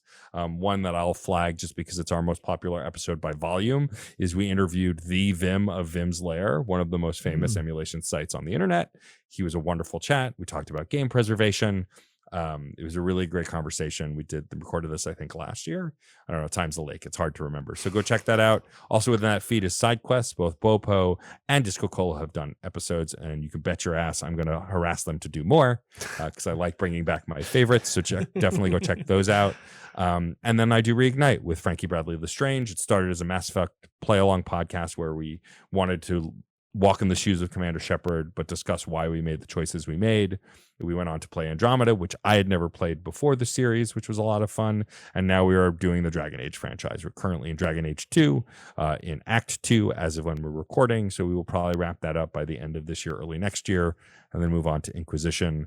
And then if you want to find me online, the best place is Blue Sky. I'm djstormageddon.com there. I'm also somewhat active on Instagram, DJ_Stormageddon, and then on Twitch, also DJ_Stormageddon. But again, all of those links are at djstormageddon.com. Perfect. Matt, thank you endlessly for being our guests on this episode and for sharing about yourself and for sharing about what makes Slay the Princess so special. It's just been a wonderful time. Thank you. Thank you. I had a blast, and all true praise. I love the show. I love your chemistry. I love the guests you have, the games you talk about, the way you talk about games that you basically assume people haven't played but want to try and get them to play them, right? Like especially the surprise games. Like I love the secret games that you bring because you describe them in a way that makes them enticing to I have a laundry list at this point just listening to the show because everyone knows we have nothing to play and nobody has a backlog and nobody has downloaded a bunch of games they haven't played yet. But I love the format. I was honored to be a part of it. I'm happy to come back anytime, and it was a blast. And thank you for letting me bring one of my all-time favorite games, and I'm glad you enjoyed it too. Cool. Oh, loved it. Thank you so much. Before we go, we have another special thank you to give. We want to thank Andrew Valentine. You may also know him as the host of Dialogue Tree. He turned around that vocal recording, voice acting as the narrator, the voice of the contrarian, the voice of the hero, and the voice of the cold. And he did that in less than 3 days. Just turned that around so quick. So our endless gratitude to Andrew. Check out Dialogue Tree. If for my money, I compare Dialogue Tree to the Radio Lab of video game podcasts. It's my favorite new show that I've discovered and that has recently started. And Andrew's great. Thank you, Andrew. Thank you so much. All right. That is our review of Slay the Princess, the Pristine Cut. You can play it on PC, Mac, Linux, Switch, PS4, PS5, Xbox One, and Xbox Series. Matt rated it a 10. DiscoCola rated it a 10. I rated it a 9. That's the end of this episode of Underplayed. You can find more of our episodes at kzum.org/underplayed and on common podcast platforms like Spotify or Apple Podcasts. Our music was composed by Jack Rodenberg. Our art comes from Onimochi. Check out our show notes where you can find and follow us across social media. Underplayed is on Blue Sky, Instagram, and Threads. You can find my links down below as well, and I stream a variety of indie games on Twitch. And I am at DiscoCola in many of those places, including Backlogged, where both of today's games that I played are in my top 100 indie games list, and Slay the Princess is quite high on that list. And something we don't talk about a lot, but Underplayed is also on YouTube. So if you prefer to get your podcasts on YouTube, we are Underplayed Podcast, and you do have to dig a little bit, unfortunately, to find us, but we are there. Next time, we will have 2 more secret games to review, and our featured game will be Sable, an open-world exploration game developed by Shedworks. Until then, everyone, keep on playing.